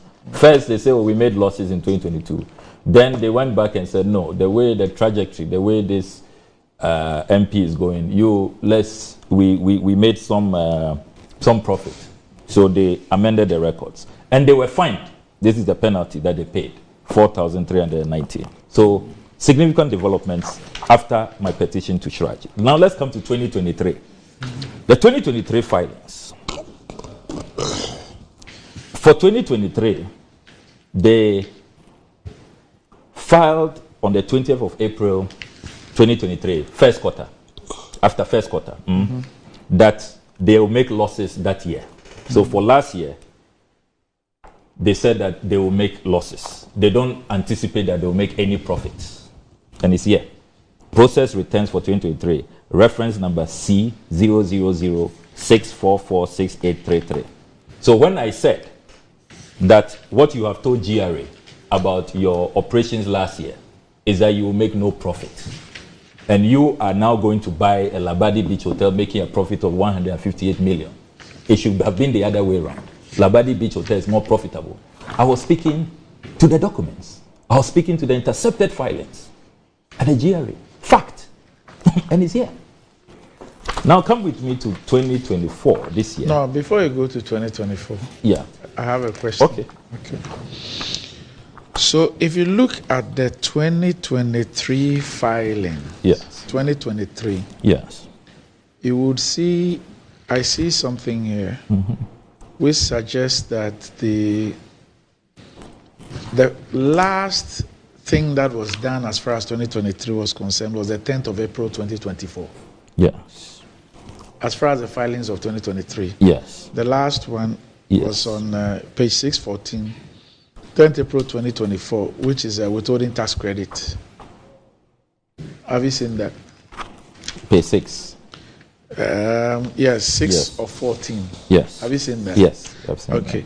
So for 2023, by the 10th of April 2024, they've done their filings. Not so? Yes. So that was the latest date. That's the latest date, yes. This is for the year 2023. Not so? The year 2023. So by 10th of April 2024, that of 2023. No, this one is for withholding tax. Yes. Not the corporate income tax. Yes, but I'm saying that this for the year 2023. Yeah. This was the last transaction with the tax office. Yes.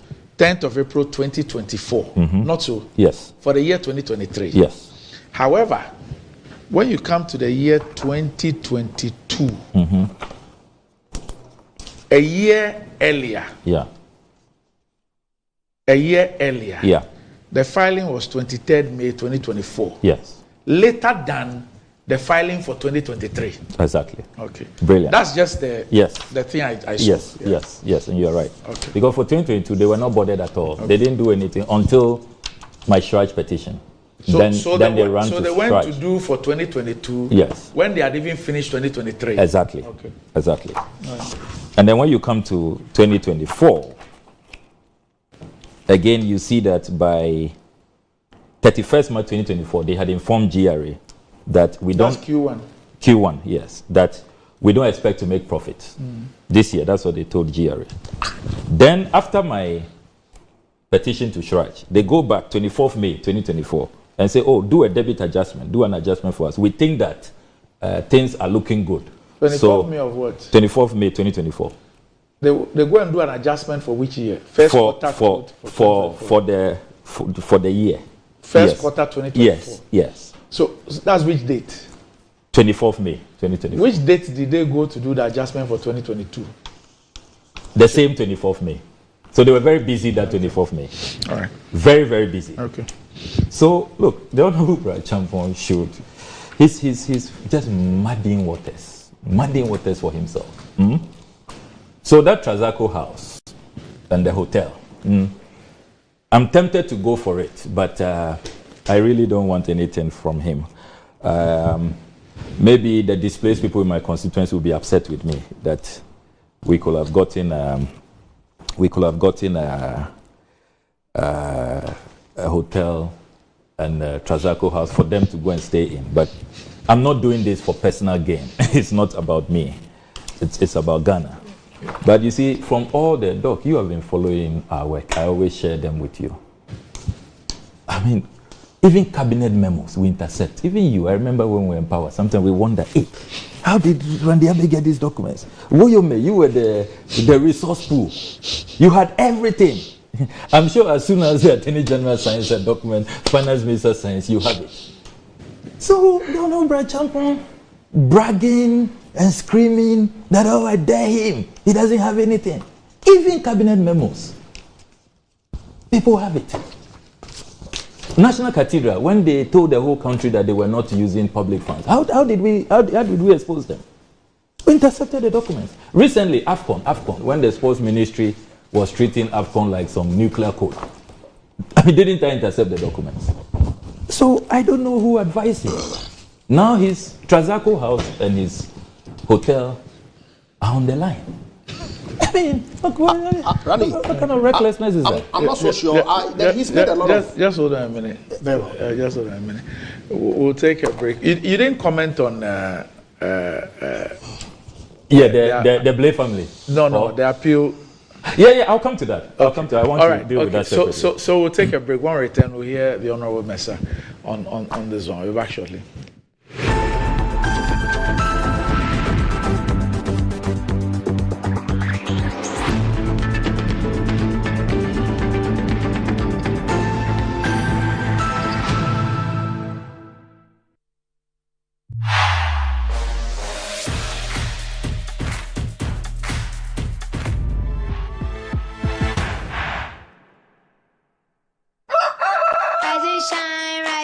It's another day to stay on point. Toast is Friday, it's still on point. Watch is Friday all day long.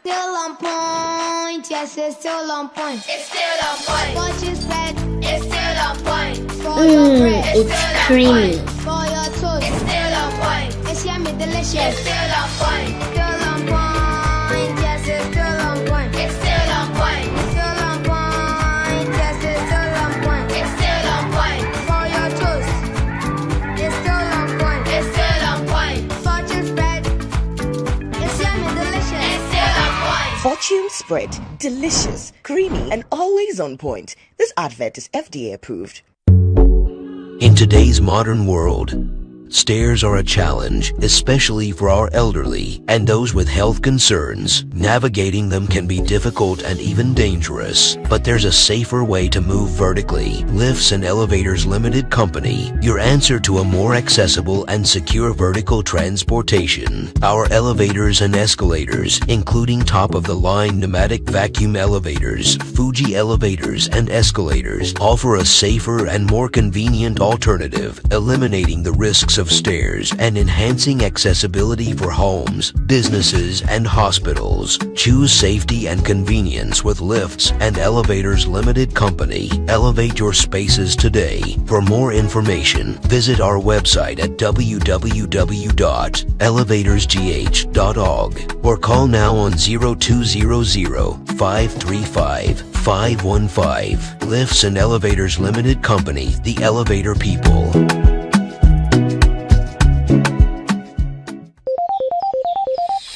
Walambo!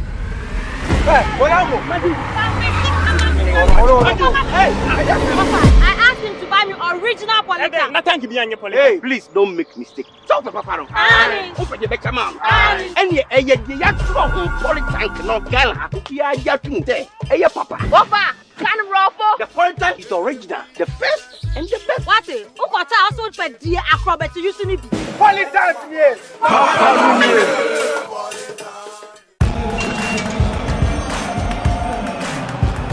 We are back bringing you the latest lineup from Betway. Betway starts strong with their front two with Free Play Friday and Swipe Bet. In the middle, you've got all the control with Cash Out and Build a Bet. Plus, with Win Boost, you can boost your sports bets. At the back, they have Smart Picks and the partial daily jackpot. You always get way more with Betway. This advert has been vetted and approved by the Gaming Commission of Ghana. Bet responsibly. No under 18. Terms and conditions. 3149 or visit our website on www.rehobothsocialhousing.com. Rehoboth, your housing dream becomes a reality.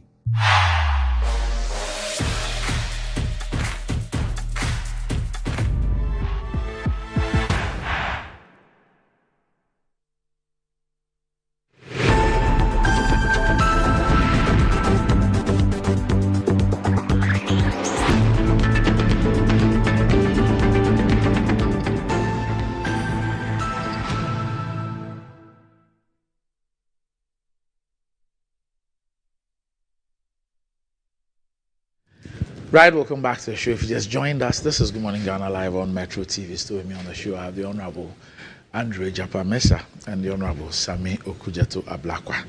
Ayesoko, that could somebody be big, but Betway's cash out be bigger. Betway is giving you more control over every thrilling bet you place. Enjoy the biggest and most reliable cash out in Ghana on Betway without any hassle. Sign up today at betway.com.gh. Terms and conditions apply. This is not for persons under 18 and is regulated by the Gaming Commission of Ghana. Betway, get way more. And Blue Jeans energy drink has been on the Ghanaian market for over 20 years. We already know what it does for the body. It contains vitamins and nutrients like vitamin B2, B3, B6, B12, as well as taurine and guarana, which are known to boost your strength and energy, as well as promote high performance and endurance. Blue Jeans energy drink has been tested and tried. It's indeed the best. Blue Jeans energy drink is for bold and active men and women. So go and grab a cold can and power your day. It's in shops nationwide, and you can reach Budget Cash and Carry Limited on 0208-128-190 055-001-0000. Ramesa, let me hear you on issues. Yes. Sami on the cathedral raised on the National Cathedral. Please do. Which essentially is a re-litigation of the matter. Please do. That he placed before the censure committee, of which I was a member, and all the allegations that he made against Honorable Ken Ofori-Atta as having breached the law was really not established. Because the Honorable Finance Minister demonstrated beyond any shred of doubt that, yes, there were no specific budgetary allocations that have been made for the project items, but there were contingency-related expenditure that, as Finance Minister, he had the power of law. The Appropriations Act that you passed gave him that power to make it these expenditures, and consistent with that approval, he went ahead to do them. Your quest for him to be removed did not succeed. Indeed, and in fact, since I went into the sector, I think, or I have the view that maybe the way the National Cathedral was structured could have been better. Okay, in terms of as to whether the trustees shouldn't have operated under the Ghana Museums and Monuments Board, for example, which clearly is a state agency. And essentially, the president's commitment with original intent of sourcing private sector with seed funding from the state to prepare the land and all other things, as far as I'm concerned, was legitimate. But you see, obviously, the exciting bit for him, which he keeps harping on, is the world's most expensive pit because it suits his politics. And that's why I referred to the position that you took as narrow. Oh no, that's exactly what you're doing. It suits your politics because, and in his further question, interestingly, that's something that he claims to be private pledge of the president to God, that the Minister for Tourism, Arts and Culture should come and answer questions on some funding that has been generated, what it has been used for. And I ask myself that how can one man who is claiming that this is somebody's private pledge now file a question asking the Minister of State to provide information on the uses of monies that have been generated from a private project? So it seems to me that he himself acknowledges that indeed and in fact, the National Cathedral project cannot be a personal pledge of an individual to God. It's a state property, and appropriately, questions relating to it ought to be asked by members of parliament. But we'll deal with that matter when we get there. Okay, it's unfortunate that out of the 18 or so, or in excess of 20 trustees of the National Cathedral, some have resigned. But a substantive number of them are still working assiduously to ensure that the vision that His Excellency the President had is achieved. And we'll keep at it to see where it is that we get to. It's interesting. I'll deal with the issue of the profitability of the Labadi Beach that he claims is 150 million. Is that what you said? 158 million in what year? Last year, their Labadi Beach Hotel. Labadi Beach 23. Yeah, their financials. Yeah, from Labadi Beach Hotel. I have a copy here. Yeah, you can project it for us to see, because in 2023, Labadi Beach in fact made a turnover of 210,871,394, and a net profit after tax of 51 million. Mm-hmm. So where's the 150 million? So you are talking about net profit. I'm talking about gross profit. But is that what's the meaning of gross profit? No. The profitability of an entity is determined as per its net profit. But you put the figure it's out still there. making profit. So why did it? No, but nobody has said it's making losses. Have you read the 19th Smith statement? Oh, please. I have the profitability of Labadi Beach and all the 6 hotels from 2009 to 2023. And in fact, the only dividends that Labadi Beach has paid to SNET over the 15-year period is 48 million Ghana cedis. 1.5% investment return. Randy, you heard me. 1.5% return on investment for SNET. Yeah, if you had so we should sell it. Oh, I'm coming. You see, Randy, we live in this country, and I'm glad that he says he started his activism in 2008. But interestingly, his activism is selective. Selective amnesia, if I may borrow the words of the revered Kweku Baako. Because we live in this country. In 2011, SNET sold its majority interest in Trust Bank to EcoBank. At the time, your activism had gone under the water. SNET sold its 90% stake in First Atlantic Merchant Bank, where I was the head of legal at the time, to Kedari Capital, Nigerians. 90%. You were here as a deputy minister of the Republic. At the time, you were not, your activism. Did any government official buy it? I don't get this. I don't get this. You see, this is red herring.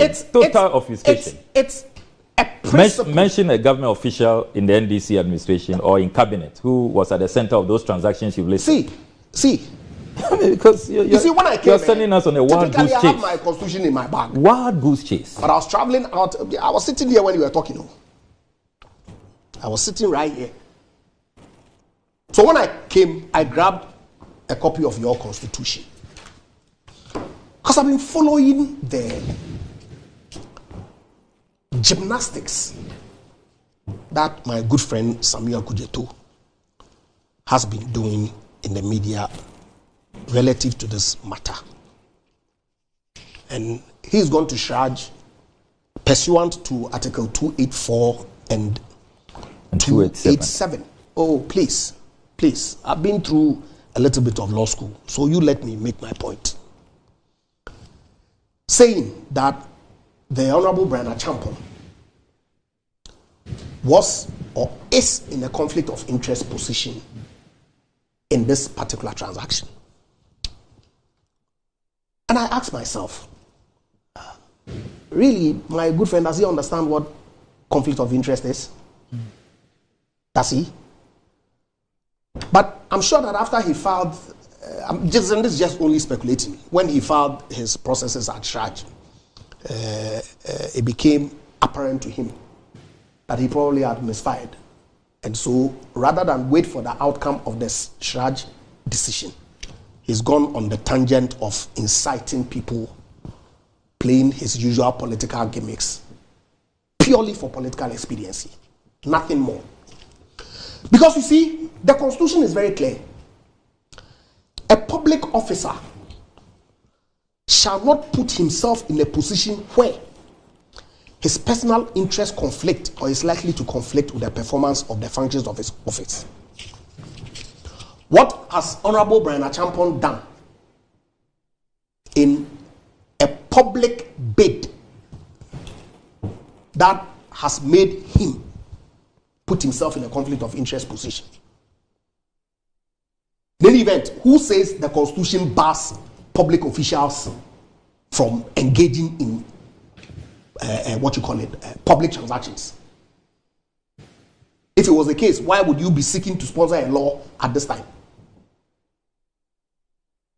Who says so? In fact, it is in recognition of the fact that public officers can participate in public transactions, but to ensure that they do not put themselves in an advantage position over everybody else. The reason for this provision in the Constitution. And make a declaration of your interest and recuse yourself from participating in the decision making. What rule has Honorable Brian Acheampong breached? What rule? None whatsoever. So, what does my good friend Sami Okujeto, who all of a sudden, between 2009 when he was in government, or 2009, and 2016, forgot his public activism in 2024, his public activism has all of a sudden come to the fore. Randy, SSNIT, as a policy, over the years, just like when they built the SSNIT flats, which originally was intended to be managed by them, they realized that it was not sustainable. They took an investment decision to dispose of all their interest in the SSNIT flats across the country, in every region. Between 2011 and 2013, I was on the board as secretary. You used to come and visit my good friend Kwesi Antechi when I was at the bank. As acting company secretary. First Atlantic Merchant Bank was consistent with the directives of the Bank of Ghana, out in the market looking for capitalization to increase its minimum stated capital. SSNIT took a decision that, look, they want to rationalize their investments in the banking space. And so they wanted to put First Atlantic and Trust Bank together. These two banks, they had significant shareholding, and sell it off to EcoBank. The then managing director, of course, at the time, TTB had met the minimum capital requirement. First Atlantic hadn't met it. The then managing director, Mr. Arthur Judata, is still there. Asked Jerome Eshen, who was a representative of SNIT on the First Atlantic board, that look, we don't have any objection going into a measured discussion with EcoBank, but let us go in that transaction as equal partners. Immediately we finished the board meeting, Mr. Jerome Eshen went back to SNIT and they brought a check for 48 or so to acquire additional stake in the bank to enable us meet the minimum capital requirements. Coincidentally, at the time, we had engaged EM Capital, headed by Mike Ashon, to assist us raise the capital. And so Mike had brought these Kedari folks, headed by Odu Odunfa and Olu Balogun and his team, to also come and invest in the bank. So when the shareholders approved the SNIT additional investment, at the same meeting they approved the Kedari capital investment. Now, post that approval, SNIT pre-approval was going to get 90% of the shares of the bank. And so when Kedari came in, it reduced their stake to about 45, which then meant that SNIT could no longer force First Atlantic Merchant Bank to go into the measured discussions with TTB and EcoBank. Do you know what they did? Randy, do you know what they did? At the time, Mr. Okudjeto's activism was nowhere to be found. They used Bank of Ghana to force Kedari to buy SNIT out. Because as part of the processes for acquiring a significant interest in any bank in Ghana, right, Bank of Ghana needed to approve the transaction. So overnight, the shareholding structure of First Atlantic Merchant Bank changed from a Ghanaian, 100% Ghanaian owned bank with SNIT as the majority shareholder to a Nigerian bank. At the time, your activism was nowhere to be found. And it wasn't as if it was a loss-making bank. TTB was not a loss-making bank either. In fact, if you read the EcoBank statement that they issued at the time, it was purely because of TTB's branch spread.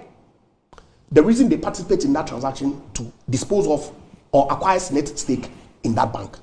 In fact, in 2013, Universal Merchant Bank, the Fortis transaction, UMB was not doing badly. Your activism was nowhere to be found. Yet you come and sit on national TV, claim to be for God and country. When it suits your interest, for God and country. But of course, at the time, it was a strategic investment decision that SNIT had taken, which was approved by their board, that dispose of all your interest in the financial sector. And of course, along the line, SGSSB was also sold. Remember? So how different is that from their decision to dispose of their interest in the hospitality industry? Such that today, because it's a company that is owned by a public officer, no law bars any public officer from participating in any transaction in this country to the extent that they make the requisite disclosures. It becomes an issue for you to go and incite Ghana chiefs, Labadi people on such dangerous path, such dangerous path for political purpose. What are we doing to ourselves? Purely on the altar of political expediency. And you say that what? The TUC reps protested? When I'm told that the TUC rep, one of them, is the head of the procurement unit at the committee of the board, overseeing this entire process. But the TUC itself, you see, the TUC itself has stated that their reps protested and that the board minutes will bear that out. Have you seen it? No, that's what they've said. SNIT hasn't disputed it. No, I don't have a problem. Let us see the board minutes. Right. So that we all will know whether indeed and in fact the rep, TUC rep who chairs the procurement committee of the board, who as we speak is still superintending this process, actually protested that it was okay for SSNIT to continue supporting an investment that was giving the pension fund that they were managing 1.5% return on investment. If it was your property, if it was your business that you had invested in that was giving you 1.5% return on investment, will you keep it? Randy, I'm asking you a personal question. Will you keep it? But yes, it's Brian Achampo. I won't sell Labadi. You won't sell Labadi? I never will. Okay. Because I understand that industry. I don't have a problem. Yes. I don't. But I'm saying... There is no way I'll sell Labadi. So you sell Ridge Royale? I won't sell. You will sell Lapam? I won't sell. You sell Elmina Beach? I will not sell. You will sell Buzia Beach? I won't sell. You sell Charles Lodge? I don't even know Charles Lodge. Or it's in Beach Road, Takrady? I don't know. In fact, I don't know 2019, Zilch, 2010, Zilch, 2011, Zilch, 12, Zilch, 13, Zilch, 14, Zilch, 15, 16, 17. It was only in 2018 that he made a turnover of 508. Tax profit of 4,224. 2019, turnover of 456,947. Net loss of 117,440. 2020, 213,157. Net loss 177,424. 2021, 415. Net loss 100. You keep it. You still invest money in it. No, don't worry. No, because you're asking me. Because you're asking me a question. You see, I would first of all, if you I have to come and see you to see how. No, because you're asking me you can find some money for me to invest in some ventures that will not give you any return. Not money. I'm saying that. Bobo. You would have sold First Atlantic. Bobo, hold on. Now I want to know. No, you asked me a question about the hotel. You won't sell. I'm saying because you know the industry. I am saying that I would first of all ask myself, how come Labadi is doing well and Lapam is not doing well? I must ask myself that question. How come Ridge Royale is doing well and Bejaya is not doing well? I need to ask myself those questions. And do you think they haven't asked? I need to I have not seen proof of that. And so the basis for the decision was just... I haven't seen proof of that because if... That they engaged the transaction advisor? We all know, no. The transaction advisor was to do a different thing. Because you see, look, SSNIT itself had taken a decision on this management with legacy and all that. A new administration takes office, they decide that they don't want to continue with that. They take a management decision and appoint people to go and manage those hotels. And in the last 7 years that they took the decision, this is how low those hotels have gone. So I will approach it differently. That's, you're asking me the question. But I'm not the SSNIT board. I will approach it differently because it won't make sense to me that Lapam, which has a lot more resources than Labadi, will go down the way it's gone and Labadi will be managed the way it's managed. There must be something fundamentally wrong. And that is what they must identify. Who appointed the people to run Lapam the last how many years? Is that the question that Samuel Okudzeto Ablakwa is asking? No, you asked me a question, so I'm giving you my answer. So you were giving me your answer? Yeah, you asked me a question, so I'm giving you my answer. Right. But thankfully, you haven't put out peace to challenging raising issues of conflict of interest. You haven't organized a demonstration inciting La chiefs and youth for your political. But let's be a bit careful. I'm coming. And not create the impression that because the chiefs don't have. No, that's not the what chiefs you don't have said. the capacity to. No. I listened to Neil Ante van der Poel. Yes.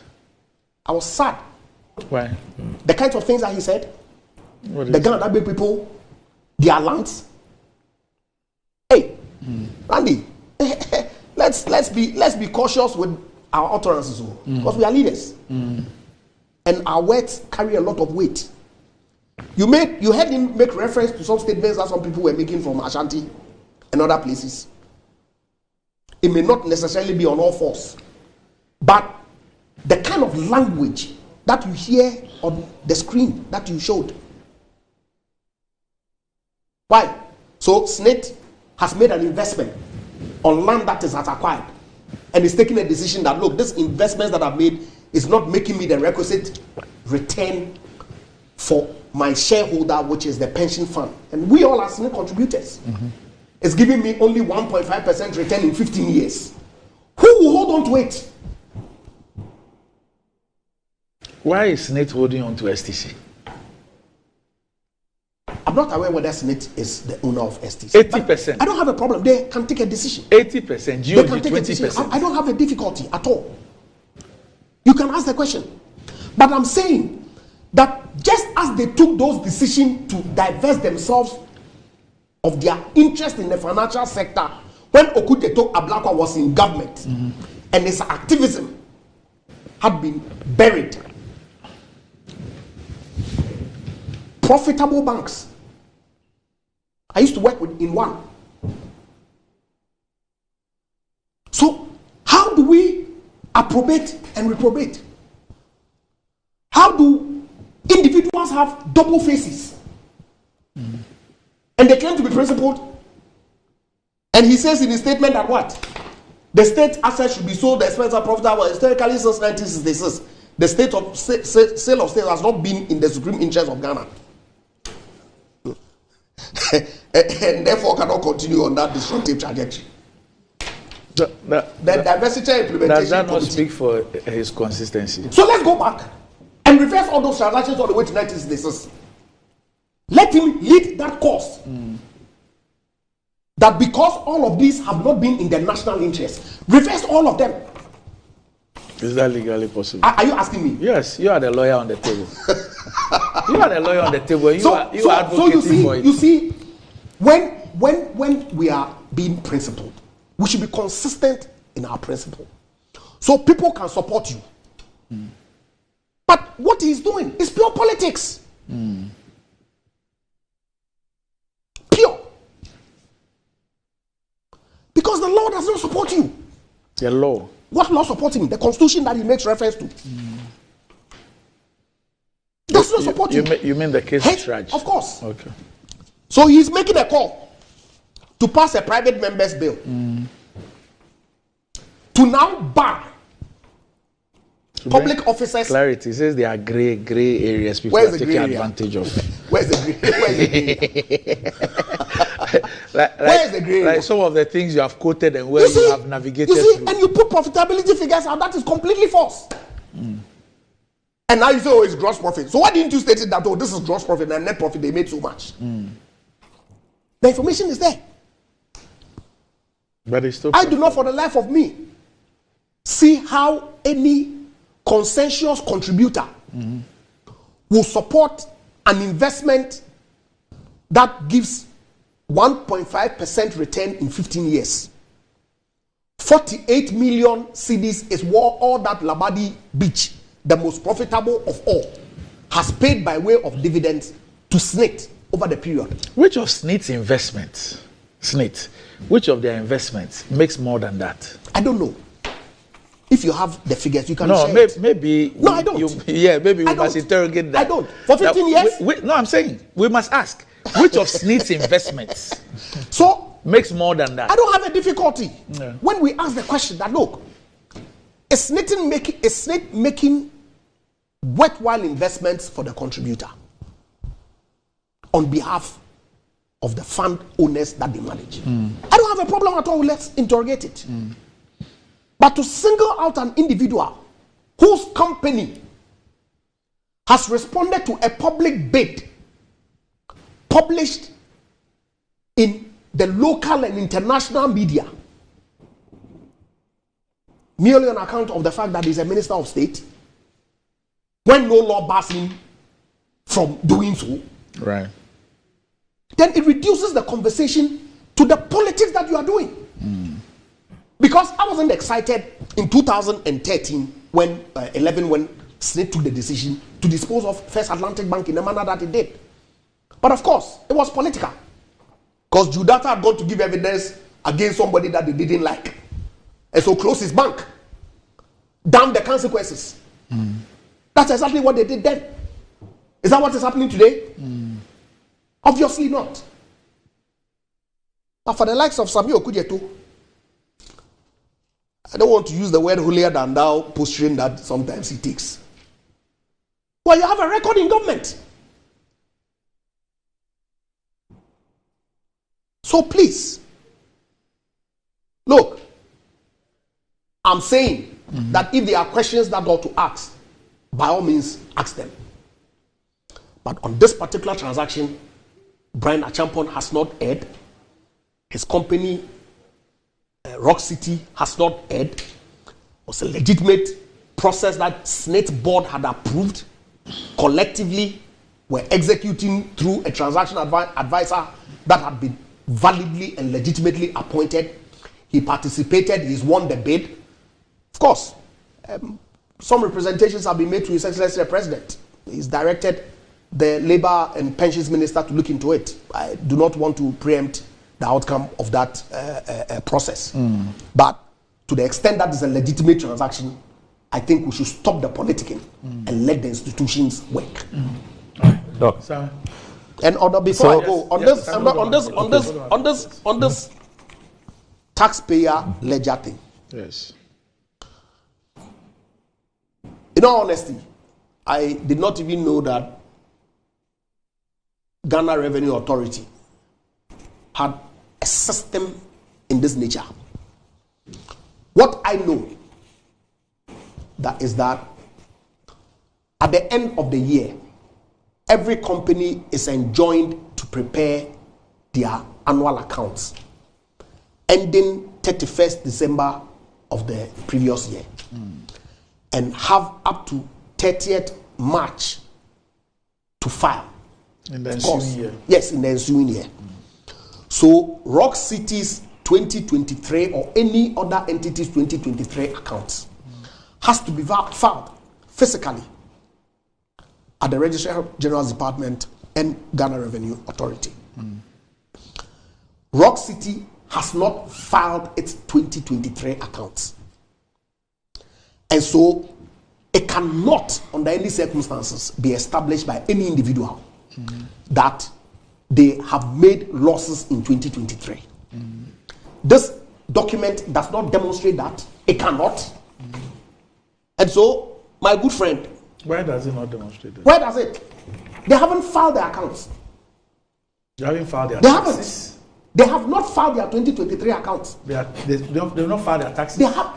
Your taxes are filed by a certain date. Yes. 30th March. They haven't filed it. Because they've written, oh, wait, I have the correspondence here. You can ask for extension of up to end of June to enable you file. So that's exactly. I'll show you the letter. So all these things, and so if they take you on to prove the date that they filed their 2023 accounts, pursuant to which you sit on national TV to allege that they have made losses when the accounts have not been filed, you'll be in trouble. Even to the extent that these filings were made by them? Oh, Randy, I'm not going to question the authenticity of this document. I don't know. I haven't seen any GRA document like this before in my life. Okay. I don't know. He says he intercepted. But I'm saying that filing of accounts and paying your taxes is a matter of fact, which is initiated by the entity in compliance with law. Yes. That entity has not filed its 2023 accounts as we speak. Okay. It has up to 30th of June to do so. Okay. And so if whatever the source of the document that you have intercepted does not include that fact, and you sit on national TV to make such allegation, they can take you on. I'm sure he knows the repercussions of it. So yes, that one is up to you. Yes. But the fact is that, Randy, if you permit me, I will show the letter that Rock City wrote to the tax authorities within their operational zone to request, and this was done April 18th, requesting... They wrote the letter April 18, 2024. Yes, 2024. Okay. Requesting that Rock City's accounts for 2023 are yet to be finalized by its external auditors, Deloitte. Having considered the scheduled timetable for the said audit, it is reckoned that the statutory deadline of 30th April would not be met. We are therefore humbly requesting for a 2-month extension period to enable us to submit our annual returns for 2023 year assessment without any penal consequences. On the strength of our cordial relationship, We trust that our humble request will meet your kind approval. Signed, Accountant. And this was filed on the 23rd or received at the Nkoko Tax TSC. I don't know what that TSC means. Ghana Revenue Authority Client Services on the 23rd of April 2024. Normal correspondence. Yeah. So their accounts for 2023 have in fact not been filed. Okay. Doc. Yes, Simon. Ejapamesa can go ballistic. He can rave, he can rant. Oh, he's only expressing his He can views. call me names. He can call me holier than thou and all of that. Yeah. When he went on his tirade, I thought that he was going to provide one example. One Nadia example. versus the Santa Clausian. One. Just one example of an NDC minister, whilst I served in government, purchasing a state asset. And I didn't protest or I didn't raise an issue. Then you can accuse me of double standards. Okay.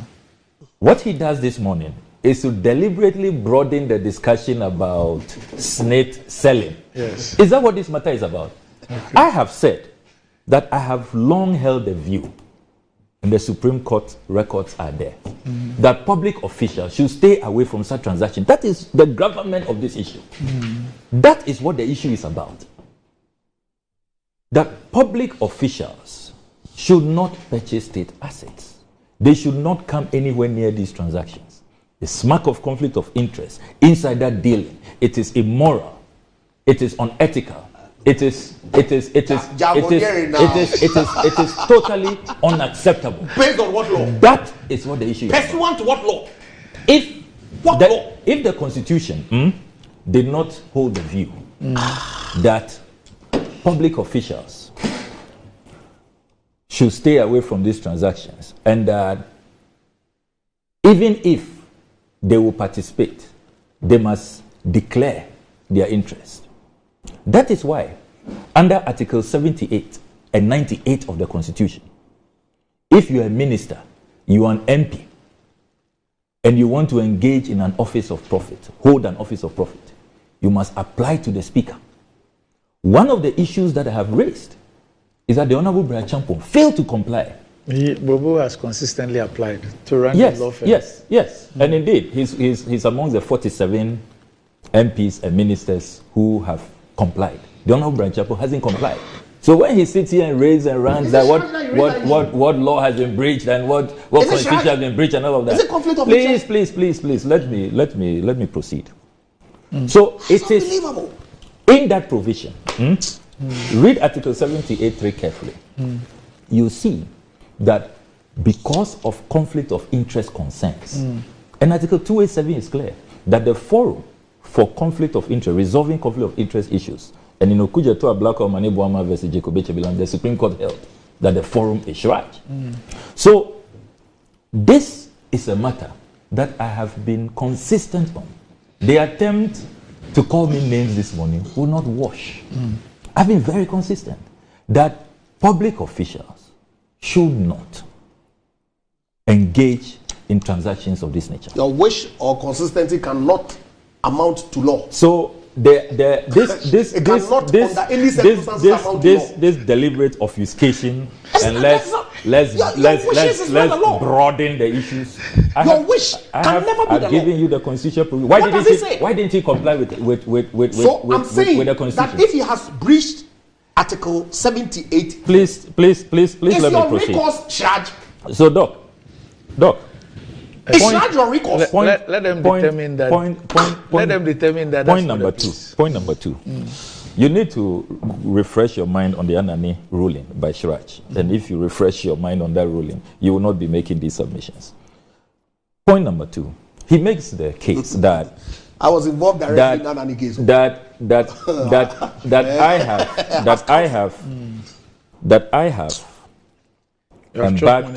I have embarked on these demonstrations and other activism because I don't have confidence in the Shraj case. He knows that Shraj does not have the power to injunct. Yes. Documents are intercepted after my Shraj petition revealed that they were going ahead with the deal. Indeed, as we speak, SSNIT has issued statements, public statements, indicating that they are going ahead with this transaction. Despite organized labor's protest to the president on the 20th of May, the president directed them to go see the employment minister and the SSNIT board. When they went for those meetings, organized labor has told us that SSNIT and the employment minister sought to convince them. Faced with this situation, what will conscientious citizens do? You wanted us to sit, fold our arms. We know Shraj doesn't have the power to injunct, but we should just sit back, be docile, and not carry out other constitutional rights available to us. Is that what he's suggesting? That is why we embarked on this demonstration. It was a charade. Point number three. If you listen to Ejapa Mensah carefully this morning, he's virtually suggesting that Ghana chiefs, the Lawuloma, don't have a brain of their own. That's not what I said. They are not rational. They are not discerning. I had to come and incite them. That's what he said. That I'm doing incitement. That is the impression. Incitement. Yes. Okay. Hey, be careful, oh. You are on their land and look how you are talking to them. Be very careful. You know when he said, hey, you know what came to mind? No. Hey, Atu. Yeah, the same guy. You know, this is your propaganda. I'm totally astonished.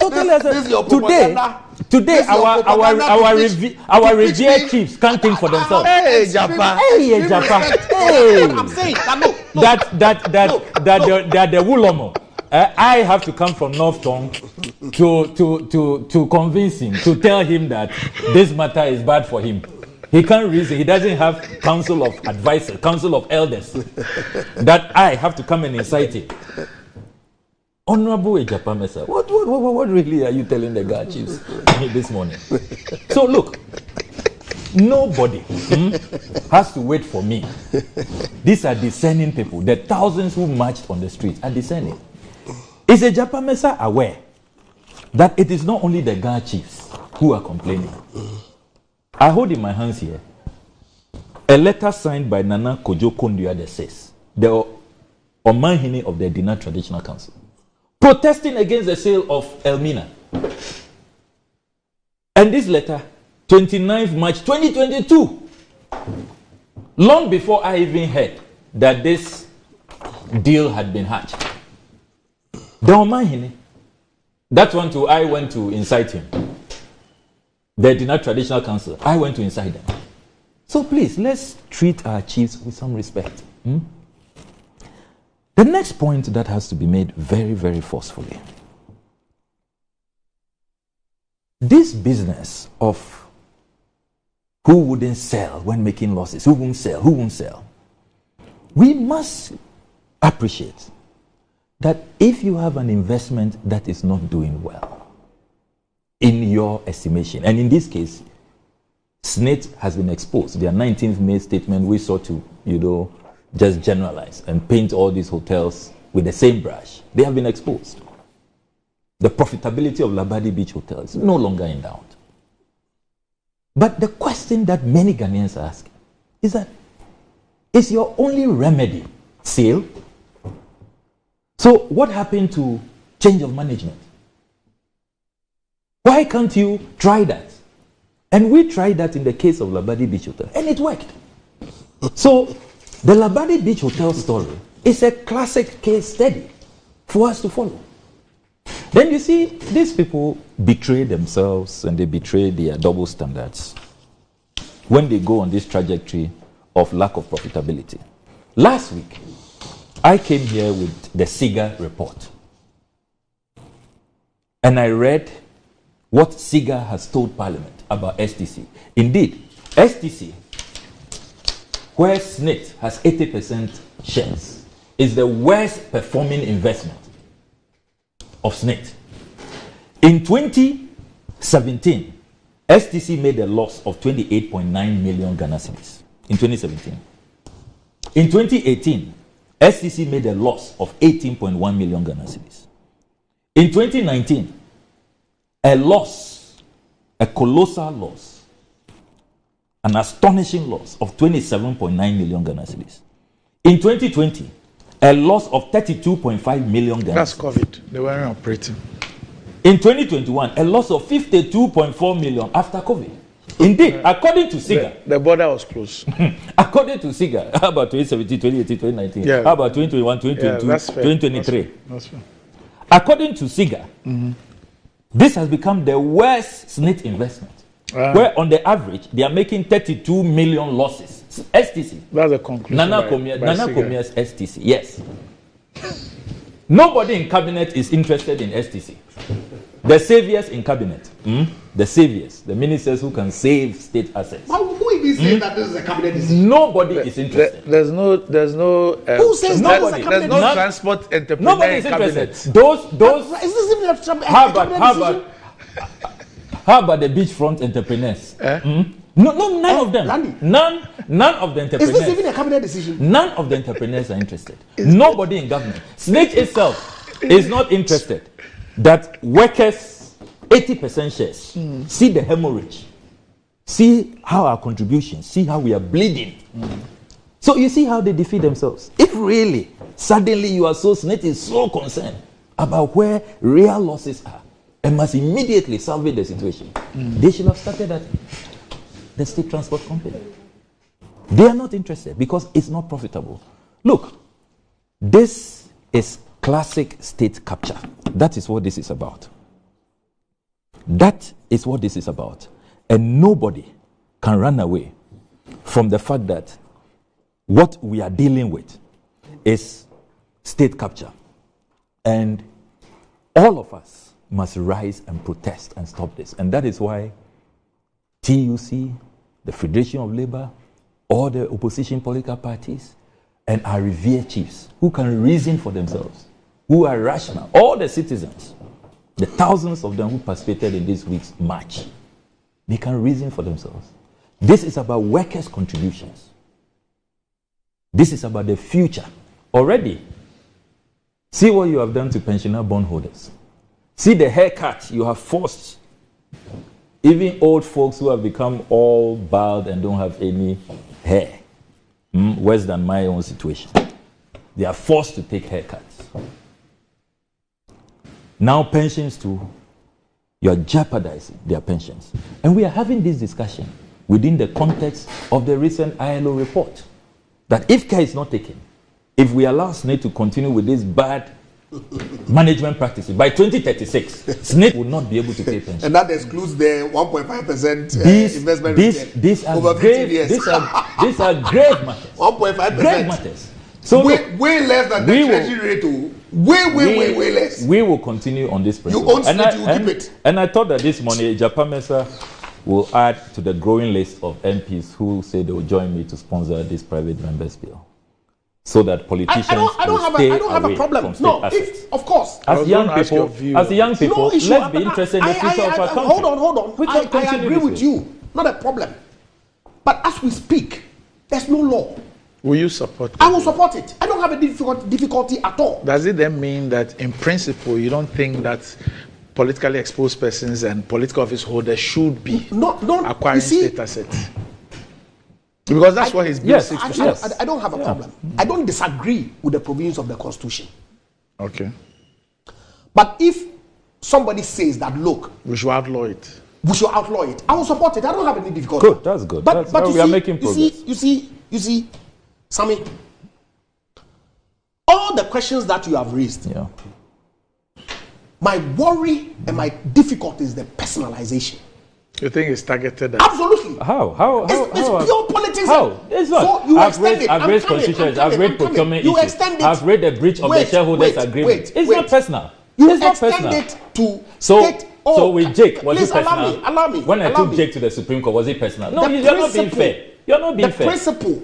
It's not personal. For redeveloping these prime locations in Accra was started during President Rawlings' era. This is not personal. Why? You know it. It's not personal. So you use words like state capture. Why Yes. these people don't have lands in cantonments? The statement says from 66. Thank you. Yes. So from 66, everybody else has participated in state capture. That's what it means. That's the Yes. So let's reverse it. Let's reverse How are you all of going it. to do that? How are you going to do You that? are the But liar you see, here. Randy, You know some of them are not reversible. So why are you targeting one individual who is entrepreneurial The pressing issue and now has saw an opportunity is to stop the to sale build of these the hotels. largest hotel chain in Africa? Okay. Why targeting? We need to go. Why? Thanks. I haven't targeted his private business. Look, I haven't targeted NDC when he was building his hotels. I didn't target him. We need to go live. We need to go live. Yet you come and sit here and want we need to go live. General, we need to go live now. That's what you are doing. That's not what I'm doing. You should apologize to the You are chiefs. not principled. That's the point that I want to Apologize to make. the chiefs. Okay. Respect the chiefs. So they are rushed. So we need to go live too. So what you're saying now, what you're saying now are the offices of the Accra Metropolitan Assembly, where there's a launch of the Homework Cleanup 2024 by the Ghana Traditional Council, Zoom Lion and relevant stakeholders at the AMA office, and so we're linking directly to that place for the Homework Cleanup 2024. Thanks for watching. We'll be with you again next Monday.